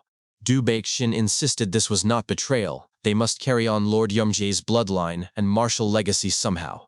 Zhou Huanbong turned around and approached Du Beixin at the altar, saying he knew and that Du Beixin did not need to convince him. He noted they had spent 17 years tending to young Master Hua's madness, and 17 years protecting the withering Yonghua clan alongside him. Even if they met Lord Yumjie in the afterlife, he would not blame them. More importantly, Zhou Huanbong asked if the preparations were complete. Du Beixin sighed deeply and replied there was not much to prepare, just a little silver to secure a new place to settle. Beyond that, only a handful of warriors and 4 clan tokens remained. After a pause, he instructed Zhou Huanbong to go first. When Zhou Huanbong questioned this, Du Beixin explained that despite everything, Mujin was still of Lord Yumjie's bloodline. Someone must be there to tend to his body. He added that a martial master of the Kongdong sect, hired by the Jianghu Merchant Guild, would serve as witness to tomorrow's duel. Zhou Huanbong scoffed that they bragged about the witness as if theft was something to show off. Du Beixin explained that this demonstrated how serious they were. They meant to make it official. He cursed the Jianghu Merchant Guild as evil bastards who would burn the place until not even roots remained. He instructed Zhou Huanbong to go to the promised location first and wait for him, adding that the 2 young ones would be very shocked by all this. The next morning, as Mujin ate breakfast, he commented that lately the meat felt tougher and asked if it was just him. Masak, drinking tea across from him, replied that it was not just Mujin. The cheaper cuts from cattle were always the toughest. Mujin flicked Masak's forehead and asked if he was already out of money. Masak responded while drinking tea that he would not know since the chief steward barely gave them any. When Mujin asked if Masak was sulking, he denied sulking over something so petty. Mujin questioned why Masak had said something that would earn him a beating. After finishing his meal, Mujin dropped his chopsticks on the table, stood up, adjusted his clothes, and asked Masak how he looked today. Masak stared at him blankly and honestly replied that he had looked better with the bandages on. Mujin flicked his forehead again, turned around, and said, "Let's go." Masak obediently followed with a quiet affirmation. Mujin grabbed his giant sword as they exited the room. Outside the courtyard, Elder Du Baixin appeared and asked if Mujin was really going. Mujin narrowed his eyes and responded that he hoped Du Baixin had not come to spout the same nonsense about running away. Du Baixin assured him that was not the case. Mujin asked if that was right, then told Du Baixin to wait there. He would return after beating those thieves to a pulp. Du Baixin lowered his head in a bow and declared he was coming with Mujin. Mujin stared at him in silence, then closed his eyes and thought to himself that this old man worried too much. He was the one who would smash them anyway. Perhaps old folks simply worried more. After a few moments, Mujin opened the main gate, inhaled and exhaled deeply, and began walking forward saying, "Let's go." Later at the Jianghu clan estate, the town bustled with excitement over the impending duel. A man shouted through the crowded streets, announcing a duel between the Jianghu merchant group and the Jianghu clan, urging those wishing to place bets to hurry. The crowd began chattering amongst themselves, inquiring about the odds. The bookmaker consulted his ledger and declared the odds at best 1-4. After careful consideration, a bettor deemed this a reasonable payout. He added that any martial artist would be unwise to bet on a merchant group over a martial clan. He then wagered 2 silver nyang on the Jianghu clan. Suddenly, a man beside the bettor pointed into the distance and shouted, "Oh, it is the young master of the Jianghu clan." As Mujin arrived at the Jianghu clan estate, all eyes turned toward him. Unfazed by the stares, Mujin continued eating bing tang hulu. Witnessing this, the man who had just bet on the Jianghu clan abruptly requested to cancel his 2 nyang wager. Mujin took another bite of the sweet treat and spoke to Elder Do Baixin beside him, stating, "See, I told you I would not be late." Elder Do Baixin replied that eating so much before a duel seemed excessive. A woman approached them at the entrance, holding an open umbrella. She greeted Mujin, remarking it had been a while. This woman was none other than Bu Choyan. Out of consideration for their blood ties, she asked once more whether he truly intended to proceed with the duel. Nearby onlookers began whispering amongst themselves, expressing disbelief that the Jianghu side had requested the duel first. They muttered that the Jianghu clan, lacking proper talent, had recklessly initiated this challenge, and judging by the severity of Mujin's madness, the rumors appeared true. Mujin finished the last piece of bing tang hulu and thought to himself that they were making it sound as though his clan had demanded the duel. He resolved to repay them for that. He pointed the stick from the treat directly at Bu Choyan and responded firmly with a grin, stating they could not allow the Jianghu merchant group to seize the secret manual of the Jianghu clan, leaving them no choice but to fight. The crowd gasped upon hearing this, murmuring in confusion about whether a renowned house like Jianghu would covet a martial clan's secret art. Bu Choyan narrowed her eyes and replied that she wondered how long he would maintain such composure. Later, at the arena, the duel prepared to commence. A loud voice echoed throughout the space, announcing that Han Yigang of the Kongdong sect would serve as witness. Han Yigang then introduced the combatants: Jianghu Bo, the next successor of the Jianghu merchant group, and Hua Mujin, the young master of the Jianghu clan. He declared that under the Kongdong sect's authority, they must fight fairly. The crowd erupted in cheers. On the stage, Jianghu Bo spread his arms toward Mujin and smirked, remarking that he saw Mujin had received the goods sent from their merchant group. When Mujin appeared confused, Jianghu Bo clarified that the martial uniform Mujin wore was the Jianghu clan's attire, personally sent by him to commemorate the great Hua Mujin's return. Mujin drew his giant sword from his back, lifted it high as the bindings fell away, and rested the shaft on his shoulder. He smirked and replied that once the duel concluded, all remaining goods would need to be returned as well. The crowd murmured upon seeing Mujin's weapon, with one spectator questioning whether the Jianghu clan truly fought with a sword. Another wondered if swordsmanship could even be performed with such a massive blade. A third pointed out that the Flame Emperor had been known for bare-handed martial arts. From the top viewing area, Elder Do Baixin turned to Masak and inquired whether the young master had said anything unusual that day. Masak hesitated before admitting that when he had jokingly suggested fleeing that morning, Mujin had flared up in anger. Elder Do Baixin sighed, remarking that Masak had also suggested fleeing to him. Masak clenched his fist, insisting he personally believed without doubt that their young master would win, though he then doubted himself, wondering if running might have been better. He added that perhaps things would turn out differently since the young master had changed, though he questioned whether such a transformation could occur so suddenly. Elder Do Baixin closed his eyes, worrying silently whether the young master's madness had spread to Masak as well. The official handling the gong then bellowed for both sides to confirm their readiness. Hua Mujin and Jianghu Bo assumed their fighting stances. The official declared that if they were prepared, the duel would begin. He struck the gong with his mallet, its resonant rings signaling the start.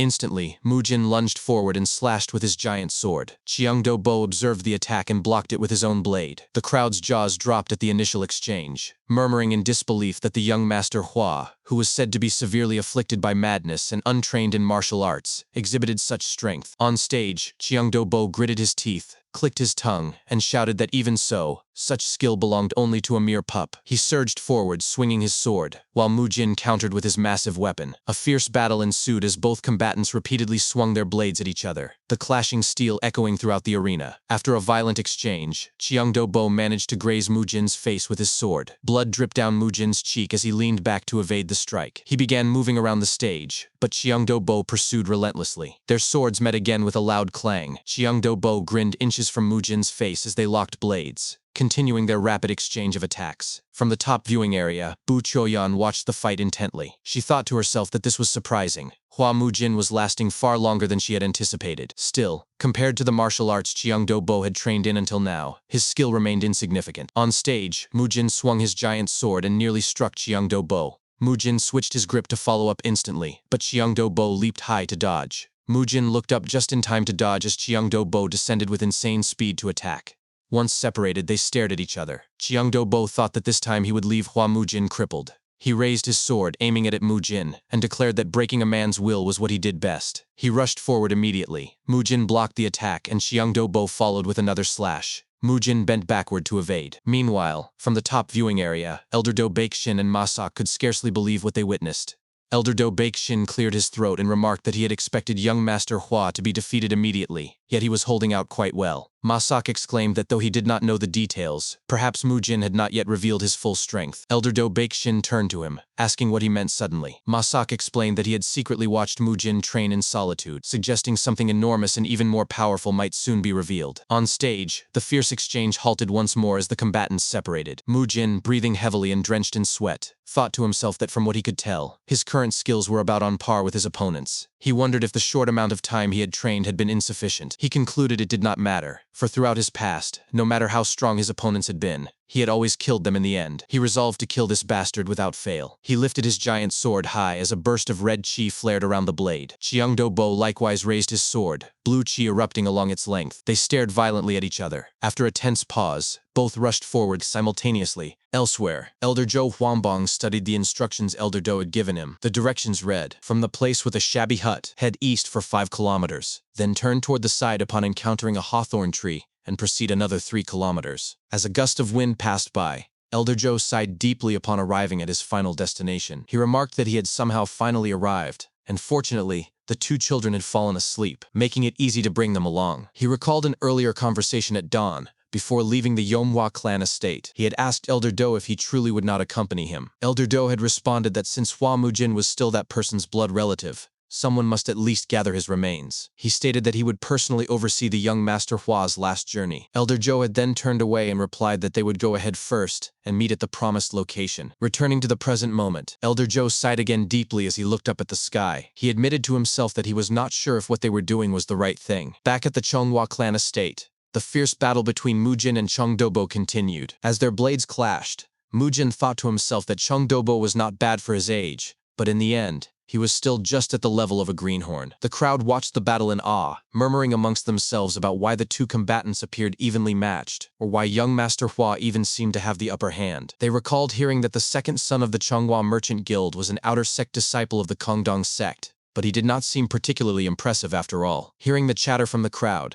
Chengdobo gritted his teeth and shouted in fury as he swung his sword with powerful force toward Mujin. From the top viewing area, Elder Do and Masak gasped at the incoming attack, shouting warnings for young Master Hua to dodge. On the other side, Bu Choyan simply grinned at the sight. Mujin then began to perform a technique. "Solitary 9 swords, first form, total annihilation form," he declared. As he struck, Chengdobo managed to block the attack. The crowd was shocked, exclaiming that it had been blocked. Mujin smirked as their swords clashed. Chengdobo groaned as he slowly realized Mujin was overpowering him. After a few moments, Mujin finally shoved Chengdobo away. Chengdobo slid backward as they stared at each other. Mujin grinned while Chengdobo clenched his jaw and shouted, "Mad bastard." Chengdobo then assumed another stance, as chi surged around him. From the top viewing area, Elder Do observed the fight, and thought to himself that young Master Cheng was gathering all his inner energy. The same thought occurred to Han Yigang and Bu Choyan, who believed this must surely be his final strike. As Chung Dobo gathered his inner energy, Mujin suddenly jumped forward, shouting with a smirk, "Too slow! Even your gathering of inner energy is slow." Chung Dobo's eyes widened at the unexpected attack. Mujin then performed another technique, Solitary 9 Swords, second form, breaking form. As Mujin struck, Chung Dobo tried to block with his sword, but his blade was instantly flung back with a loud clang. Mujin immediately swung his sword again. Chung Dobo barely blocked the attack, clenching his teeth with a furious expression as he thought to himself that he was so helpless against these attacks. He questioned whether he was truly losing to this energy core-less bastard. As they clashed swords once more, Chung Dobo's blade began to crack. Moments later, his sword broke in half. In an instant, Mujin swung his sword and cut down Chung Dobo's arm. Chung Dobo's eyes widened in shock as he muttered, "What the?" Before he could finish his thought, Mujin lifted his leg and delivered a powerful kick to Chung Dobo's gut. The force violently threw Chung Dobo backward as he screamed in pain. He dropped to the ground and continued sliding until he stopped just at the edge of the stage. After his body came to rest, his severed hand also dropped to the ground. From the top viewing area, his mother Bu Choyan screamed loudly, calling out his name. On the other side, Elder Do and Masak began breathing heavily, shocked at the sight. On the stage, Mujin turned around and walked toward the severed hand. The crowd started chattering, questioning if young Master Hua had truly won. Mujin picked up the severed hand, lifted it up, and pointed it toward Bu Choyan. He shouted that he would take this arm as payment for the 17 years of grudge. Bu Choyan responded with a shaky voice and grief-stricken expression, asking what he had said. Mujin replied that since it was the Changhua Merchant Guild, perhaps they would find a way to reattach the arm. Suddenly, someone jumped down from the top viewing area. It was Han Yigang, who landed beside Chung Dobo's fallen body. He immediately placed his hand on Dobo's body to examine him. After a few moments, Bu Choyan also hurriedly rushed toward Dobo on the stage. Han Yigang spoke after checking Dobo's condition, stating that his dantian had been shattered. He stood up and looked at Mujin, asking if it had really been necessary to go this far. Mujin scoffed in response, questioning what Han Yigang meant. Han Yigang explained that there had been a clear gap in skill, and the match had been over long ago. Mujin replied that if they were going to speak like that, he had plenty to say too. He glared toward Bu Choyan and spoke about whether it had been necessary to use the 7 wounds fist strike on the head of a 5-year-old child who knew no martial arts. He declared this was nothing more than settling a grudge from 17 years ago, for daring to provoke the Yonhua clan. They would now have to pay the price and should be prepared. After his statement, Mujin began to walk away. Bu Choyan instantly fell to her knees, clenching her fist as she cried out loudly. As she wept, she thought to herself that she would never forget this matter involving Hua Mujin. The crowd remained stunned in awe at the result of the fight. As Mujin walked away, they began to roar loudly in cheers, chattering excitedly amongst themselves about how he had crushed an outer sect disciple of the Kongdong sect in just a few moves. They remarked on the sword art they had never seen before, declaring that a new martial master had been born. As Mujin stepped off the stage, Elder Do and Masak hurriedly rushed toward him, calling his name. Mujin continued walking and simply instructed them to head back. Elder Do, still unable to believe the result, responded with a hesitant affirmation. As he watched Mujin walk away, he thought to himself that young Master Hua's back had never seemed so broad before. His thoughts were interrupted when Mujin turned his head back toward him and called out, "Chief Steward Do." When Elder Do responded, Mujin continued, "About that." Elder Do, confused, stammered a question about what that referred to. He worried to himself that perhaps Mujin had already noticed their plan to run away. Mujin cleared his throat with a smirk and spoke about the gold he had entrusted to Elder Do, asking if he had already spent it all. Elder Do laughed nervously, assuring him that of course not, there was still a little left. Mujin walked away and mentioned that he would have to stop by the loan syndicate again soon because of money issues. He added that these days, the meat was rather tough. He paused for a moment and continued, one more thing. About Elder Joe and the other warriors. I do not particularly care if they choose to leave the clan, but if they ever try to split me apart from my 2 younger siblings." He turned his head toward Elder Do and glared at him with full killing intent. "They will have to wager their lives." Later that day, elsewhere, Elder Joe sat on a rock holding a piece of paper while Hua Soyan climbed on him, shouting angrily about how this could happen on the very day of her brother's duel. Hua Dojin, standing to the side, expressed his disappointment, stating that this time, he could not forgive Elder Joe. Elder Joe struggled with the children, explaining that he needed to read the message that had come with the messenger pigeon. After a few moments of reading the letter, he muttered, "Oh dear. We are screwed."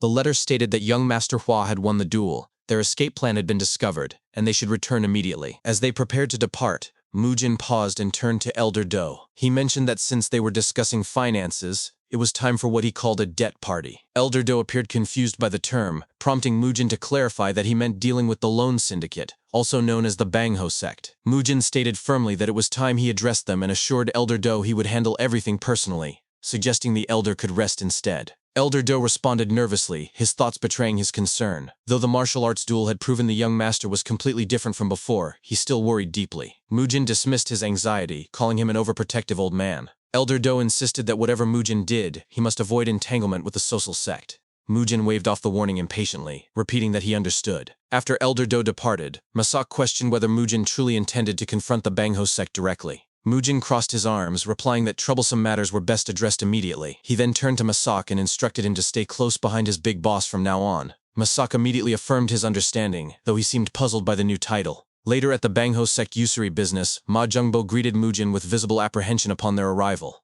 To himself, he reflected that he never expected to see Mujin again in this lifetime, especially after witnessing how he had crippled the vicious second son of the Jianghu merchant group.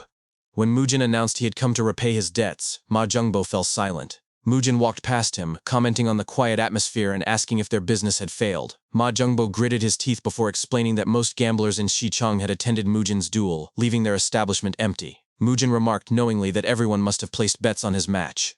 Instantly, Ma Jungbo and nearby Jianghu sect members bowed deeply, apologizing profusely for any disrespect. Mujin suggested they had likely set favorable odds on his side and made a considerable profit from it. Still bowing, Ma Jungbo reluctantly confirmed this was true. Mujin pressed further, noting they had made good money thanks to him and questioning whether they planned to remain silent about sharing their profits. As Ma Jungbo lifted his head, he thought bitterly that Mujin was trying to squeeze them again. He quickly assured Mujin they had intended to properly express their gratitude. Satisfied, Mujin entered a nearby room and sat in a chair, stating this was exactly what he liked to hear. Ma Jungbo watched him from behind, noting silently how completely different Mujin was from before. The air around him was cold yet steady, truly the aura of a martial master filled with killing intent. Mujin then inquired about the Jianghu sect leader's whereabouts. Ma Jungbo hesitated before asking why Mujin sought him. Mujin placed his hand on the table and stood abruptly, warning that he disliked repeating himself. Before he could finish his threat, the Jianghu sect leader, Che Wengjiol, entered the room accompanied by another man. Mujin smirked at their appearance, particularly mocking Che Wengjiol's hairstyle and asking if he was indeed the boss. Che Wengjiol replied that his subordinates had informed him about Mujin. Mujin questioned why they made things difficult for someone merely seeking conversation, adding that Che certainly did not possess a pretty face. He then pointed at the man behind Che, asking if he was one of his lackeys. The man stepped forward, his chi visibly surrounding him thickly and consistently. He smirked and commented that Mujin had quite the mouth for a child. This man was Dongsal Hyukjo of the social sect. He continued by asking if Mujin was the one eyeing his money. As Dongsal approached, Mujin reached into his pocket while thinking to himself that this man was from the social sect. He then bluntly told Dongsal that adults were talking and questioned if he had a death wish. Dongsal chuckled before suddenly lunging toward Mujin, shouting for him to try killing him. From behind, Masak called out in alarm to the young master. Mujin pulled a chopstick from his pocket, spun it around his hand, and declared that regardless of sect affiliation, anyone standing in his way would get a hole put through them. He threw the chopstick with precision. Dongsal managed to block the attack with his bare left hand, but the chopstick pierced through his palm. Staggering back, Dongsal realized to his surprise that Mujin was no ordinary young man. Flexing his right hand, he commented that having his hand pierced by chopsticks was interesting, calling Mujin an intriguing little bastard. Mujin retorted that he felt nothing hearing such words from a wrinkled old man. Dongsal lunged forward again, shouting not to get cocky. Mujin likewise surged forward, but in an instant, he disappeared from sight. Reappearing above Dongsal while still mid-air, Mujin questioned where Dongsal thought he was looking.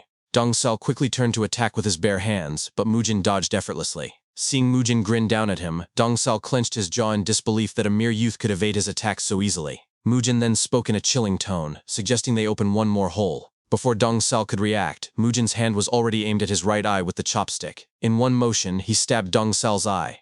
Both Masak and Ma Jungbo froze in shock at the sight. Mujin stood before the kneeling Dongsal, who groaned in pain while clutching his bloody eye socket. Mujin grinned and asked if the air was flowing nicely through the new opening. Dongsal screamed curses, warning that Mujin had attacked the social sect and they would come for him, threatening his family and subordinates as well. Before he could finish, Mujin kicked his face, driving the embedded chopstick deeper. Looking down at him, Mujin challenged the social sect to come if they dared, adding that in the meantime, Dongsal would die there. Dongsal suddenly screamed in desperation, begging for his life. He offered everything he owned, his wealth, his concubines, anything to spare him. Mujin questioned his sudden desire to live. He placed his foot down and withdrew the chopstick from Dongsal's eye, stating he had no need for concubines but found the mentioned wealth interesting. Dongsal screamed that all his wealth was in Dichang and he would bring everything back immediately. Mujin approved of this attitude but warned sinisterly that if Dongsal failed to return, he would be breathing through the holes in his face instead. Dongsal staggered back, shouting he would return right away before fleeing the premises. With the room now silent, Mujin turned his chilling gaze toward Che Wengjiol. He suggested they continue settling the debt. Che Wengjiol's body trembled before Mujin, and instantly, he bowed deeply, pressing his forehead to the ground while begging for mercy. Mujin approached him, questioning if he too wished to plead. Che Wengjiol screamed promises to give everything he owned. Mujin looked down at him while holding another chopstick, stating coldly that Che was speaking nonsense. His property already belonged to Mujin. Che Wengjiol responded with a shaky voice, confused about what Mujin meant. Mujin explained that the 7,000 gold nyang in profits Che had extracted from commoners, plus the price of all the lives he had ruined by manipulating martial clans, would equal all his assets. Che Wengjiol paused, looking up at Mujin before beginning to offer everything, including. Before he could finish, Mujin threw the chopstick directly into Che Wengjiol's forehead, instantly killing him. Mujin remarked coldly that Che clearly did not understand plain speech, questioning why he kept offering what was already his. As Che Wengjiol's body fell to the ground, Ma Zhengbo and other Bangho sect members froze in shocked horror, their eyes wide and mouths agape. When Mujin turned toward them, he demanded to know who was next in command. Without hesitation, Ma Zhengbo stepped forward, nervously identifying himself as the vice-sect leader. Mujin expressed mild surprise at this revelation. Ma Zhengbo bowed deeply, begging for his life and swearing he would live honestly if given another chance. Mujin sat back down in a chair and granted his request. He then inquired about the dead leader's property value. Ma Zhengbo placed a paper on the table, reporting that Che's house, brothel, and cash combined totaled approximately 4,000 gold nyang. When asked about the Bangho sect's total assets, he replied that counting all establishments, it amounted to at least 10,000 gold nyang, including the 500 gold nyang tribute paid to the social sect. Mujin studied the paper thoughtfully before calculating aloud, the leader's personal wealth of 4,000 gold nyang, the businesses that should naturally return to his influence, the sect's total assets of 10,000 gold nyang, the 500 gold nyang tribute to social, plus compensation for the mental distress they had caused, totaling about 20,000 gold nyang. Ma Zhengbo muttered in disbelief about emotional damages, but Mujin insisted this sounded fair. Without hesitation, Ma Zhengbo promised to prepare the transfer documents immediately. Mujin instructed him to handle all documents in gold right there in the room. As Ma Zhengbo affirmed his compliance, the room fell silent again before Mujin's tone shifted firmly and chillingly. He looked at the remaining Bangho sect members and suggested they negotiate ransom prices for the rest of them, clarifying that while he had spared Ma Zhengbo, he had never promised to spare the others. Instantly, the remaining members began pleading for their lives. Later, at the Manhwa clan estate, Elder Do stood utterly shocked as he stared up at a mountain of wooden crates filled with gold. He exclaimed in disbelief, asking what all this was. Mujin, standing behind him, explained he had just returned from the debt party, noting each chest contained approximately 400 gold nyang. After glancing at the crates, Elder Do immediately turned to Mujin, addressing him formally. He reminded Mujin that he had previously warned who backed the Bangho sect. When Mujin recalled it was the social sect, Elder Do urgently asked if he knew who was allied with them. Mujin responded dismissively that he did not care to know. Elder Do shouted that Ju Sugang of the Crimson Sword sect was sworn brothers with Dong Sal Hyukjo and Hong Johong of the social sect. When Mujin recognized the name Dong Sal Hyukjo as the man with pitch-black fingers, Elder Do was horrified to learn Mujin had already encountered him. Mujin flatly confirmed he had stuck chopsticks in the man's eyeballs. Elder Do could only manage a stunned as, "What?" Mujin's tone turned serious as he addressed Elder Do. He explained that opponents like that might be too much for Elder Do or Elder Joe to handle, but they should not hold him to their standards. If trouble like that came looking for him, he would simply kill them all. Changing the subject, he instructed Elder Do to prepare tender beef for dinner and ensure his siblings were fed when they returned. He then headed inside. Elder Do remained stunned by Mujin's actions, watching him walk away while thinking to himself that Dong Sal Hyukjo was feared even across Sichuan, yet Mujin did not seem to think much of such a man. Recalling the incident during the duel as well, Elder Do wondered if this was truly the same young Master Hua he had once known. As night fell, in a room at the Jianghu Merchant Guild, a mysterious figure spoke to Bu Choyan, noting that planning an ambush on the Manhwa clan must mean she had been rattled by the duel's outcome. Bu Choyan, facing away from the figures, coldly reminded them they were merely hired help and questioned why they were so talkative. She reiterated her instructions, bring back only one child alive, kill the rest if desired, but that specific child must not die. One of the mysterious figures chuckled darkly, assuring her they would return before sunrise. After they departed, Bu Choyan thought to herself about Hua Mujin. She vowed silently that she would tear apart everything he held dear right before his eyes. As Elder Do continued to watch young Master Hua walk away, he reflected deeply on the clan's history. There had once been a time of glory for the Manhwa clan when a remarkable man known as the Flame Emperor drew admiration from countless martial artists who filled the training grounds merely to observe him. Even the prestigious Tang clan of Sichuan had praised both his character and strength. Within a single generation, the Manhwa clan had risen to become a martial clan that no one could ignore. Renowned martial masters dared not provoke the warriors of the Manhwa clan. There was a time when the people of Xicheng would cheer passionately whenever the clan's members walked the streets. But after the Flame Emperor's death, During the succession ceremony for the next patriarch, the incompetence of the new patriarch had been exposed to the world. The Manhwa clan gradually declined, and even their loyal followers began to turn away one after another. The image of the Flame Emperor, who once ruled the martial world, remained vivid in Elder Do's mind. To the orthodox sects, he had been a bold and magnanimous hero. To his enemies, he had been a tyrannical martial master of unparalleled skill. That man had truly been extraordinary. Elder Do wondered why the sight of the departing young Master Hua overlapped with the image of the Flame Emperor. A loud voice then echoed from outside. "Chief Steward! Chief Steward!" Elder Do instantly turned toward the gate where warriors had just entered, gasping for breath. He asked them why they were the only ones present and inquired about the whereabouts of the young master and young lady. One warrior screamed after catching his breath that assassins sent by the Jianghu merchant group had ambushed them. Elder Zhou and the warriors were fighting them as best they could, but there were too many attackers. Elder Do froze in shock after hearing this news. He thought to himself in horror that the young master and young lady were in danger. He shouted to the warriors to notify young Master Hua immediately while he would head to the location first. The warrior responded with a trembling, "Yes, sir." Elder Do then ran instantly outside to help. Elsewhere, assassins faced Elder Zhou, who was protecting the children, Hua Dojin and Hua Soyun. One of the assassins in front spoke with a chilling tone as he pointed his bloodied sword at them, saying they were the only ones left, and that he would not kill all of them. He warned them to think carefully, adding that if they struggled too much, even the children might die. Elder Zhou shouted in rage at the assassins. Suddenly an attack came from a distance toward one of the assassins. A fan hit the assassin's weapon, disarming him immediately. The fan then ricocheted from trees to trees.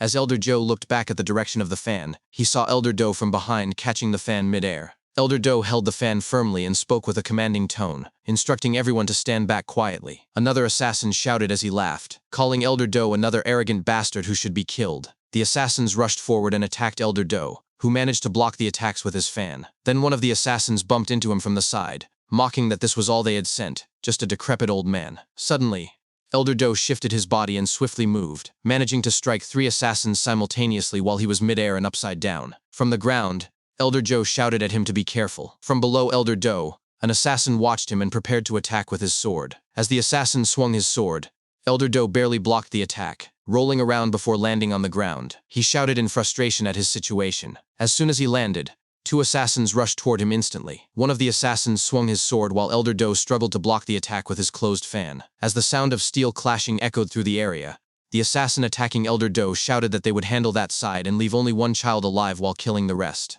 Elder Do, still struggling as he blocked the attack, shouted insults at the assassins. Then the second assassin came from the side and shouted for Elder Do to just die already. He attacked and managed to hit Elder Do, causing blood to gush from Elder Do's chest as he groaned in pain. The assassin in front of him then shouted as he followed up with another attack. The attack hit Elder Do once again on his body, making him scream in pain as more blood gushed from the new slash wound. The children watched as Elder Do fell to the ground right in front of them. One of the assassins then stepped forward and looked at the children, contemplating which of the 2 brats he should kill and which he should spare. Dojin, with his trembling body, instantly stepped forward to protect his younger sister. Behind him, Soyoung called out to her brother as her body trembled. As the assassin closed in, he lifted up his sword and prepared to swing, remarking that since Dojin had volunteered himself, he would be the one to die. But before he could swing his sword, a deafening scream rang out to the entire forest. "Stop right there!" Everyone stood frozen at the loud voice. From the distance, Mujin appeared as he ran with a furious expression, hurriedly rushing forward toward them as he pulled out his giant sword. One of the assassins noticed him and thought to himself that it was the lunatic, Hua Mujin. One of the assassins then spoke out loud as they looked at Mujin rushing forward, questioning whether killing Hua Mujin would matter. The assassin beside him responded that if he got in the way, they should kill him. As Mujin closed in on the assassin spoke confidently, declaring that Mujin would not live to see another sunrise. Mujin then swung his sword, and as their swords clashed, the assassin's blade broke into pieces that flew upwards. The assassin's arms trembled from the powerful shock. Without wasting time, Mujin raised his giant sword immediately, then swung it down, cutting the assassin in half. He then instantly jumped forward to another assassin. One of the assassins in the back shouted in disbelief at what he had witnessed. As Mujin closed in, one of the assassins shouted for everyone to attack at once and kill him. Then 4 assassins jumped forward toward Mujin. Mujin then stopped moving, gripping his sword with both hands before performing a technique called the Peerless 9 Swords 5th Form Army Slayer. Mujin swung his sword violently, cutting the assassins in half and into pieces while they were still in midair. Then one of the assassins on the ground attacked Mujin, but Mujin instantly dodged his attacks. As he looked at the assassin, in one swift move he found an opening and cut the assassin's head off cleanly. As the head and body dropped to the ground, one of the assassins in the back, witnessing Mujin's martial prowess, said in disbelief that he was a monster. In an instant, Mujin threw his giant sword toward the assassin, instantly cutting off his right arm. The assassin screamed out of pain as he fell to the ground. Mujin then approached him slowly and warned him not to move a finger if he wanted to live. Mujin then turned toward the elders and his younger siblings. As Soyeon opened her eyes, she saw her older brother and muttered his name. Dojin instantly blocked Soyeon's eyes and shouted, "Don't look!" Soyeon was confused as she responded, asking what was happening and whether brother Mujin had beaten all the bad guys. Dojin then got closer to her as he kept blocking her eyes, shouting again not to look. Mujin then approached them and asked if they were okay. Dojin looked at him and responded with his shaky voice that he was fine. Mujin noted that Dojin must have been scared. Dojin then exclaimed that he was not scared at all, declaring that he was the son of a martial clan after all. Mujin then patted Dojin's head and spoke with a warm smile, saying, "Good boy." He then turned toward Elder Joe, who was carrying the wounded Elder Do, and instructed him to take the wounded and his siblings back to the manor. Elder Joe instantly responded with a "yes, sir," and ordered everyone to the infirmary. Mujin then turned around toward the last assassins whose right arm had been cut off and remarked that he should stop groaning over his chopped arm. Mujin stated that the assassin had been sent by the Jianghu merchant group's spies and added that if he answered properly, he might let him live. The assassin on the ground shouted whether Mujin would really let him live. Mujin warned him not to make him repeat himself, reminding him that he could just wipe them all out instead. The assassin responded instantly that it was Bu Choyan, master of the Jianghu merchant group, who had hired them through the Death Forest faction. He asked again if Mujin would really let him live. Mujin then picked up his giant sword from the side and responded that if the assassin did not want to die, he should run back and tell Bu Choyan something specific. With a sinister tone he added, "Tell her the details of how Hua Mujin of the Yumhua clan massacred your entire group, and that he's going after her next." Later, Mujin walked along the streets returning to the Yumhua clan manor. The people on the streets began to stare at him, whispering to one another about the blood covering him and questioning his identity. One passerby identified him as the lunatic from the Yumhua clan, wondering if his madness had subsided. Another interjected that it appeared even worse than before. Those who witnessed him walking along the roadside, drenched head to toe in blood, could no longer laugh or look down on him with contempt. Another group of onlookers spoke among themselves, discussing how they had heard he single-handedly defeated the Bangho sect, those vicious fighters. They mentioned how he had apparently left the second son of the Jianghua merchant guild half-paralyzed. People had once called Hua Mujin the mad young master. The crowd continued their chatter with growing curiosity. Some remarked how strange it was, recalling that when he was a child, even the Shaolin sect had come looking for him, calling him a prodigy blessed by the heavens. They wondered if it could be the return of that talent. And now they called him the hidden dragon of the Shicheng. Upon arriving at the manor, Mujin opened the main door, and instantly Masuk rushed toward him with open arms, crying out, "Young master!"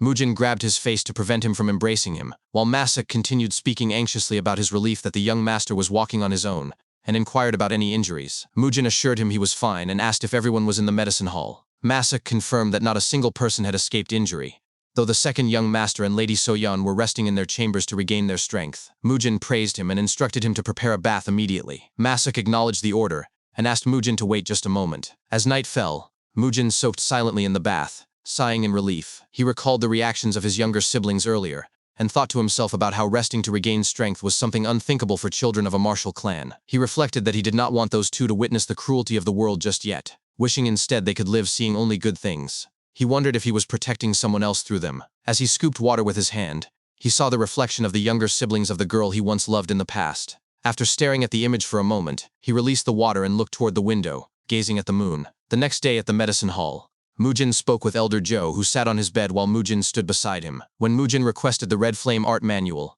Elder Joe was visibly startled and asked for the reason behind this request. Mujin paused briefly before narrowing his eyes and questioning if Elder Joe was worried he would relapse and tear it apart during another fit of madness. Elder Joe quickly denied this concern. Mujin pressed forward, staring down at Elder Joe as he explained that the elder could not possibly teach the clan's secret techniques in his current condition. He declared that starting the next day, he would personally train the two children. Noting Elder Joe's doubtful expression, Mujin sighed and remarked that the elder clearly doubted him. Elder Joe insisted this was not the case.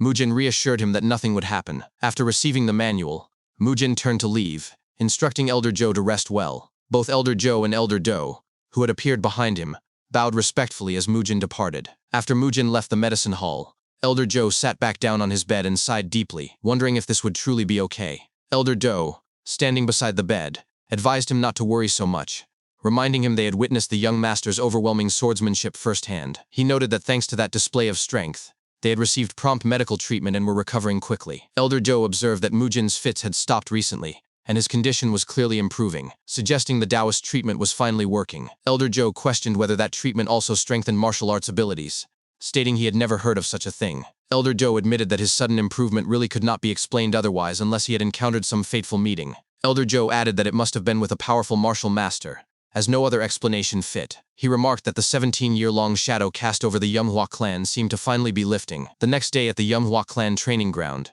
Mujin brought his younger siblings to teach them martial arts. He began explaining that the butterfly dance was the bee buzz.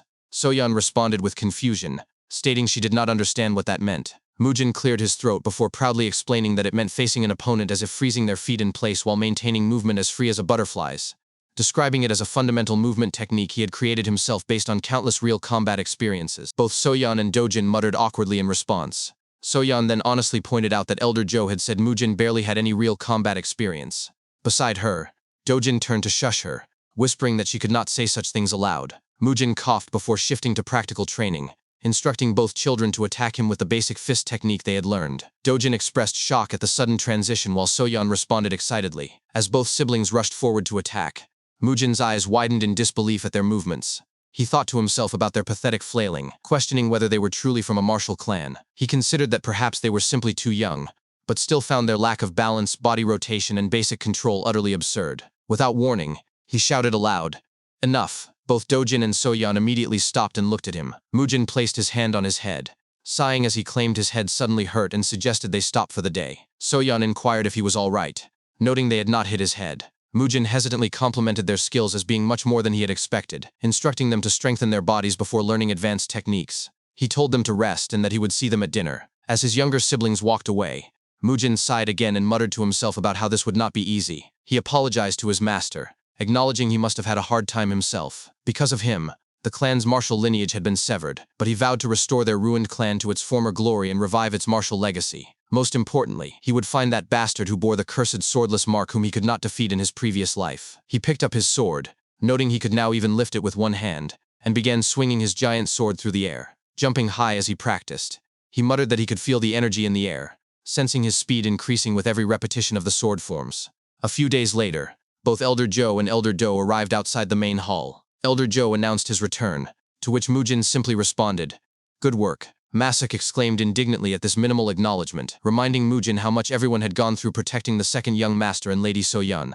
Mujin instantly retorted, asking who had authorized them to act so recklessly, warning that if he had arrived even slightly later, they would all have returned in coffins. He threatened to place them in one himself if they ever repeated such behavior. Both elders lowered their heads in apology. Suddenly, a voice echoed from the main door. "He's definitely getting better."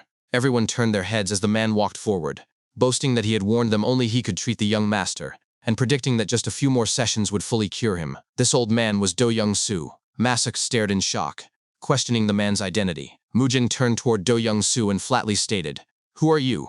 We don't have food for beggars.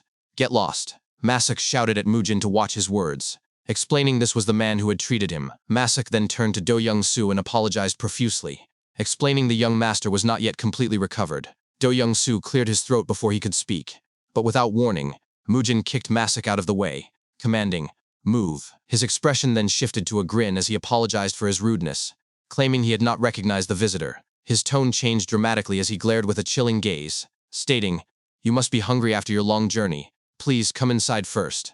"Sir, Taoist."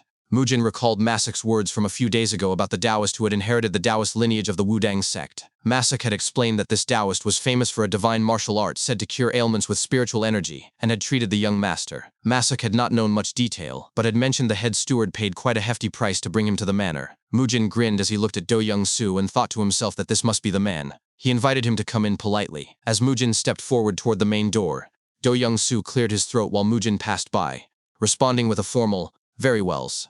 After Mujin closed the door, Elder Do walked beside Do Young-soo, but before they could proceed further, Mujin spoke about having heard that Do Young-soo had inherited the Wudang sect's Taoist lineage. Both Elder Do and Do Young-soo turned their heads toward Mujin. Do Young-soo responded nervously that this was correct, adding that while it was strange for him to say so himself, he was the only Taoist to inherit the essence of the Wudang sect's true lineage. He declared himself the Wudang White Immortal. In an instant, Mujin appeared right in front of Do Young-soo, startling him. Mujin leaned toward his face with a wide grin and wide eyes, questioning whether he truly claimed to be the Wudang White Immortal. He remarked that it was strange, as he had never heard of any successor of Wudang's Taoist lineage surviving. Do Young-soo stammered in response, insisting it was not nonsense and that he truly was. But Mujin cut him off, telling him to listen carefully and tell the truth while he still could, warning that he would not be able to turn back later. When Do Young-soo expressed confusion and asked if Mujin was doubting him, insisting he was the very one who had, he was again interrupted as Mujin grabbed his sword from his back. Mujin raised his sword high, suggesting that if Do Young-soo was truly a Taoist of the Wudang sect, dodging this sword should be a piece of cake. Do Young-soo staggered back with a shriek. As Mujin swung his sword, Do Young-soo barely dodged the strike, falling to the ground. After a few moments, Do Young-soo shouted from the ground, demanding to know what Mujin was doing and urging others to stop him. Masak quickly responded, asking why the young master was doing this and insisting the man before him really was. But Mujin abruptly silenced him, ordering him to fetch a bucket of water quickly, promising to show them something funny. When Masak hesitated with a questioning, "Pardon?" Mujin waited impatiently. After a few moments, Masak handed a bucket of water to Mujin, who poured it on Do Young-soo still lying on the ground. Do Young-soo groaned and shouted about the madness, questioning if the Manhwa clan repaid kindness by humiliating their savvy, but before he could finish, Mujin grabbed Do Young-soo's beard and pulled it out instantly. Nearby, both Elder Joe and Masak were shocked at the sight. On the ground, Do Young-soo shrieked once more, stunned by Mujin's actions. Mujin spoke loudly, noting it was a fake beard and accused him of even gluing it on carefully, calling him a filthy fraud. Later, inside the main hall, Do Young-soo sat on the floor in the middle, surrounded by Mujin, the elders, and Masak. Elder Do shouted at him, accusing him of having the guts to swindle him of all people and admitting he had actually fallen for the deception. Masak then inquired what Mujin planned to do with the fraud. Mujin stated he could not simply let him go, adding with a wide sinister grin that perhaps cutting off his limbs and turning him into a eunuch would suffice. Do Young-soo immediately began begging for his life, pleading for mercy and not to be killed. Mujin clarified he would not kill him, explaining that if he died, there would be no way to get the money back, and he would just cut off a few. Do Young-soo cut him off, shouting desperately not to harm his arms and legs and promising to return all the money he had swindled. Mujin approached him with a grin, stating that returning the money was a given, but he would also charge him for his useless limbs and manhood. Do Young-soo shouted again that he would pay any amount requested, as long as they spared those parts of his body. Mujin then turned his head toward Elder Joe, inquiring how much the fraud had scammed from him. Elder Joe reluctantly responded that it was 50 gold yang. Mujin laughed derisively, questioning if Elder Joe had truly been conned that badly and calling him too gullible. He asked what Elder Joe had been doing all these years. When Elder Joe lowered his head and explained he had heard the man was a great healer, Mujin screamed at him to stop, declaring he had heard enough and did not want to listen to any more excuses. Turning back to Do Young-soo, Mujin instructed him to start with the 50 gold yang. Do Young-soo responded that the money was not there at the moment, suggesting they go to his residence in Jianghu to retrieve it. Mujin began walking forward, noting it was 4 hours away and ordering him to lead the way. Elder Joe shouted after him, asking if they should accompany him. Mujin shouted back not to bother, questioning what they would even do with their weak bodies and whether he would need to clean up their corpses too. He ordered them to stay home and not cause trouble. As they exited the building, Mujin told Do Young-soo to move it and lead the way. Do Young-soo obediently responded, "Yes, sir." As Elder Do and Elder Joe watched them leave, Elder Do exhaled deeply, suggesting they should just trust him on this matter. Elder Joe agreed quietly, noting the young master was no longer the man he used to be. As Do Young-soo and Mujin walked on the streets, Mujin thought to himself that he should have brought a horse, wondering if the household had not a single beast left. When they reached a corner, Do Young-soo turned to Mujin and pointed out the carriage he had arrived in, inviting him to get on. Mujin scoffed at the sight, remarking that Do Young-soo must have scammed quite a lot to afford such a fine 4-horse carriage, calling it impressive. After a few moments, as Mujin hopped onto the carriage, he clicked his tongue and exhaled deeply at the lavish interior decoration. Do Young-soo explained it was lined with cotton and finished with leather, necessary for comfort as he traveled across the nation for work. As they both got inside, Mujin commented that Do Young-soo really had a strong work ethic for a crook, questioning why he did not find honest work instead if he was so professional. Do Young-soo bowed to Mujin, promising to do exactly that from now on. Mujin lay down on the comfy cushioned seat, stating he would get some sleep and instructing Do Young-soo to wake him upon arrival. Do Young-soo lowered his head respectfully, saying he understood and wished Mujin to rest well. As Mujin closed his eyes, Do Young-soo gritted his teeth and thought to himself that the young master would soon regret his actions. He then ordered the coachman to depart. With that, they traveled outside the city. After some time, they entered a forest. The carriage suddenly stopped, and Do Young-soo hopped out, his gaze turning to the far distance where a broad man was approaching. Do Young-soo confirmed his arrival and pointed at the carriage, instructing him to drag the sleeping occupant out and make an example of him. The broad man gritted his teeth as he approached the carriage, thinking to himself that this interference was happening again. He wondered why someone would obstruct the business of a Taoist trying to redeem the masses. As he entered the carriage, he stared down at the sleeping Mujin, thinking this was the price he would pay for his stupid interference. He clenched his fist, pulled it back, readying for a strike as Qi began to surround his arm, adding that Mujin should not resent them. But his eyes widened in shock after his attack. Mujin, who had been sleeping, managed to block the punch with his sword. He questioned what was happening, then glared at the broad man, asking if they had already arrived. Mujin swung his sword toward the man, who managed to block it with his arm guard. After the attack, the broad man flew a distance outside the carriage.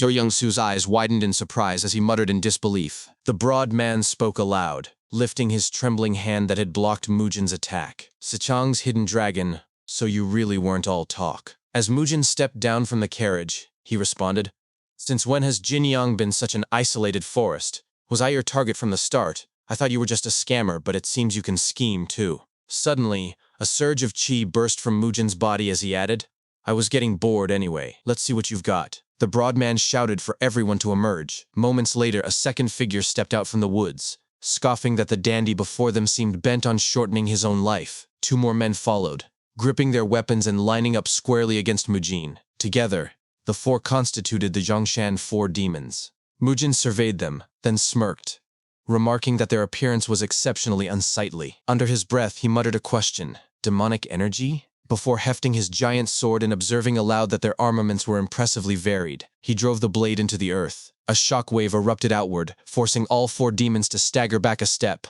Calmly, Mujin announced that he wished to test their skill. Without warning, he lunged. The broad man's eyes widened. He barely managed to intercept the strike with his arm guard. The other three demons whipped their heads sideways in stunned disbelief. Mujin had appeared as if from thin air. As Mujin pressed his assault, raining blow after blow upon the broad man, the remaining three rushed to aid their comrade. The axe-wielder stammered in outrage that their opponent was focusing solely on one of them, while the mace-bearer urged the others to intervene at once. Grunting under the relentless barrage, the broad man struggled to hold his ground, inwardly comparing each descending strike to the crushing weight of a falling mace, so heavy it threatened to buckle his stance. When Mujin feinted a step sideways, only to rotate his wrist and redirect the attack, the broad man lost his balance mid-dodge. Mujin raised his leg and declared, "You're nothing special after all," before driving his heel squarely into the man's face.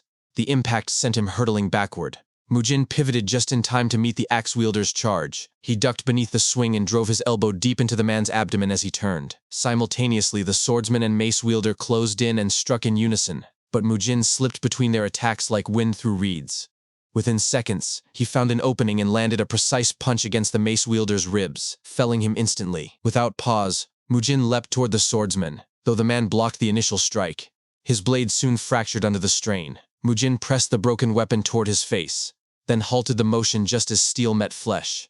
Instead, he delivered a sharp kick to the gut, sending the swordsman tumbling across the ground. As the four demons lay scattered and winded, Mujin looked down at them and reflected that they undoubtedly practiced demonic arts, yet such methods were exceedingly rare in the Central Plains. He lowered his sword and added, almost to himself, that he had no desire to kill juniors who wielded such forbidden techniques, but he was uncertain how to proceed. His deliberation was broken by a booming plea. "Wait!" He turned to see the broad man kneeling, admitting their defeat and begging for mercy. Nearby, Du Yongsu watched in stunned silence, thinking with mounting dread that even the feared Zhongshan Four Demons had been dismantled so effortlessly. The broad man continued, explaining that after only the first few exchanges, it had been clear they stood no chance. Mujin arched a brow and asked why they had persisted in taking hits if they knew their inferiority. Did they enjoy pain? The man fell silent. Mujin smirked and relented. He would spare them, but he would destroy their energy cores and sever their meridians. The broad man groaned, then pressed his forehead to the earth in kowtow, shouting that they had only followed orders, and pleaded that he not strip them of their martial paths. Mujin chided him for whining at his age, then demanded to know who their master was. Confused, the man stammered, and Mujin cut in, voice sharp with impatience. "What else? I'm asking who's your master." He insisted that true demonic energy was vanishingly scarce in the region, and their cultivation bore its unmistakable signature. Pressed further, the broad man revealed haltingly that their master had been alive until the year before last, and that they never learned his name. Mujin flared in disbelief. What kind of disciples failed to know their master's name? Terrified, the man explained that they had been instructed to avoid seeking out fellow disciples and to forget all ties. Mujin's irritation boiled over. If they were so inept at discernment, he snapped, they should have stayed hidden, practicing mediocre arts in obscurity, instead of turning to thievery. The broad man protested that they were no thieves. They had merely assisted their brother in his business. Mujin retorted that they must have known the man's true nature, yet still chose to aid him. The broad man countered, earnest and bewildered, that they believed they were performing a righteous act, saving lives. Was that not commendable? Mujin turned away. Enough. Go. Quit being his lackeys today. If I see you again, you'll die. All 4 demons dropped to their knees and thanked him in unison. As Mujin approached the carriage, he addressed Du Young-soo directly, stating that he must cover the ransom for the 4 men, compensate for the cost of his own life endangerment, and reimburse Mujin for the stamina and mental damage incurred during the encounter. Du Young-soo muttered under his breath, "What mental damage? Is there such a thing?"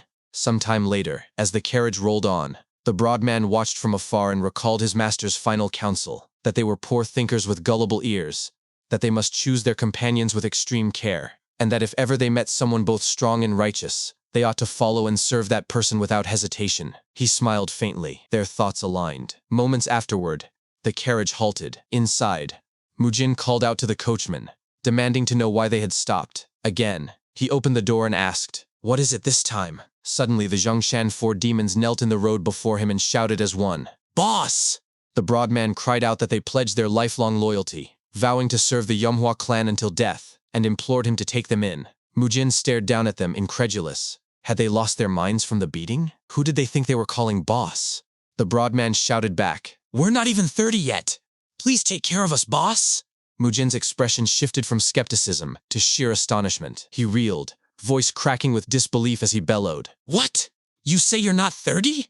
Unbelievable!" Later, as the carriage continued to roll through the silent forest night, Mujin stared down at the 4 demons inside. He gave a side-eye to one of them and expressed his disbelief that they were younger than him, a 23-year-old, asking if everyone there had suffered energy deviation or something. The man with the iron club responded that they had never had that happen and asked what exactly Mujin found unbelievable. Mujin sighed and simply replied to forget it, then stated he could not wrap his head around how demonic arts users could become warriors of ruined households of the Orthodox sect, asking if that even made sense logically. One of the broad men, Cheol Muk, the eldest among the 4 demons at 21 years old, responded that his master always told him that being a demonic arts user was a way of living, an identity, not a faction or affiliation. Beside him, the man with the iron club, the 4th brother, No Sak, who was 18 years old, nodded and yelled out in agreement. Mujin sighed and responded that while that was not wrong, realistically speaking, what kind of Orthodox family would accept demonic arts users, as they would get dragged into scandals? Then the man with the sword,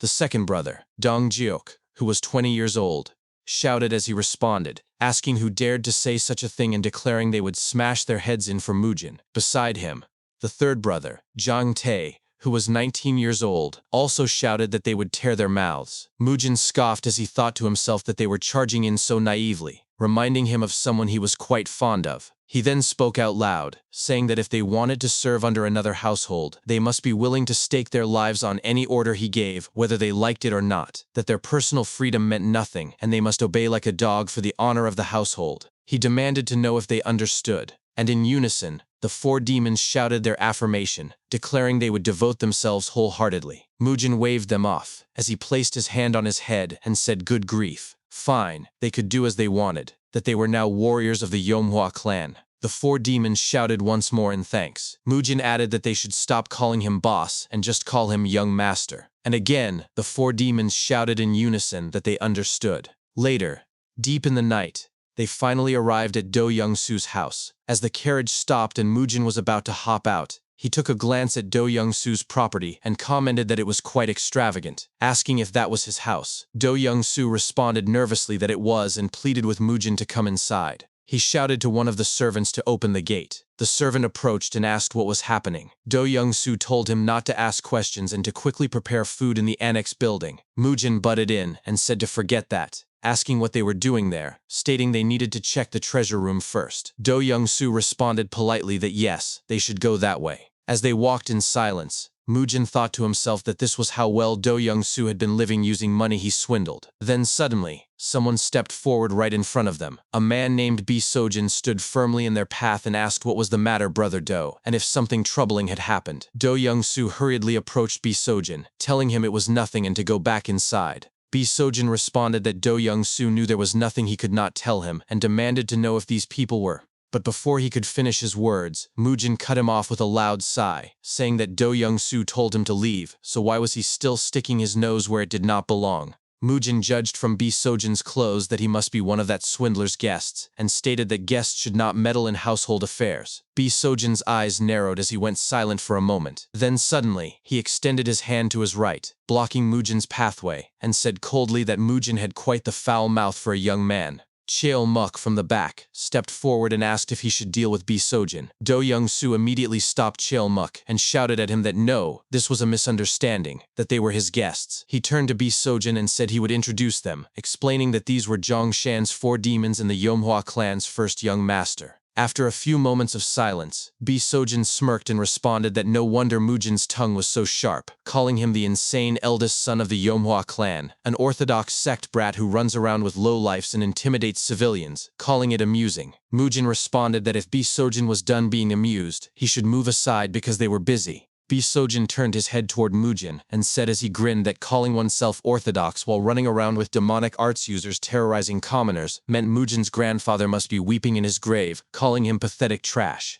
Everyone paused after hearing Bi Sojin's last statement. Do Young-soo, panicking, tried to interject, but Bi Sojin cut him off as he pulled out his sword and declared that Do Young-soo should not worry, that he, Bi Sojin, was not the kind of shabby swordsman to lose to such scum. Do Young-soo's expression brightened as he heard Bi Sojin's declaration. From the back, No Sak started to draw his iron club and said he had had enough, pleading for permission to crush that bastard's jaw. Mujin grabbed his giant sword from the back and stopped No Sak, declaring, "I'll do it myself." He instantly jumped up high to the side, landing in an open space, and said that so the dog does know how to protect its owner. He looked directly at Bi Sojin and taunted, "Come here, mutt." Bi Sojin's expression twisted. After a few moments he jumped forward with his sword and attacked Mujin. Mujin managed to block the attack with his giant sword, but Bi Sojin kept swinging his sword violently. Mujin blocked them all. After a few moments of exchange, Mujin smirked as he blocked the attacks and commented that it was a swift sword style but Bi Sojin lacked strength. Mujin suddenly led Bi Sojin's sword toward the ground, catching Bi Sojin off guard.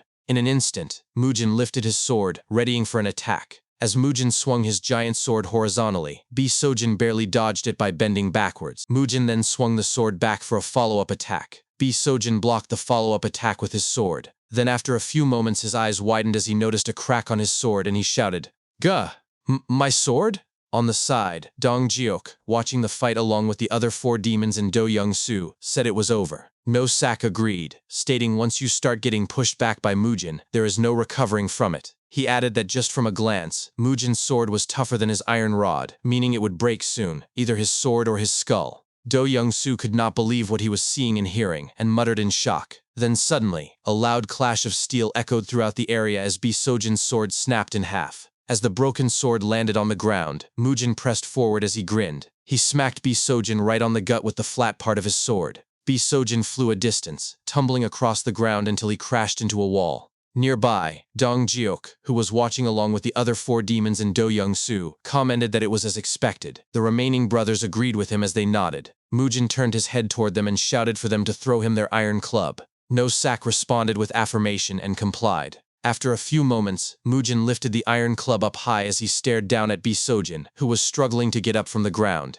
He said, "What did you say? My grandfather is crying in his grave." And with a wide, sinister grin, he added, "Fine. Then I'll make sure he can hear your screams from the grave right beside him." Bi Sojin lifted his head and tried to speak, but before he could continue, Mujin began to smack him repeatedly with the iron club. "Put your hand down. Put it down, you bastard. Your bones will snap." Mujin shouted as he continued to beat Bi Sojin, adding that it did not matter if the guy who was going to share a coffin with his grandfather broke a few bones. He then began laughing maniacally, his laughter echoing through the night.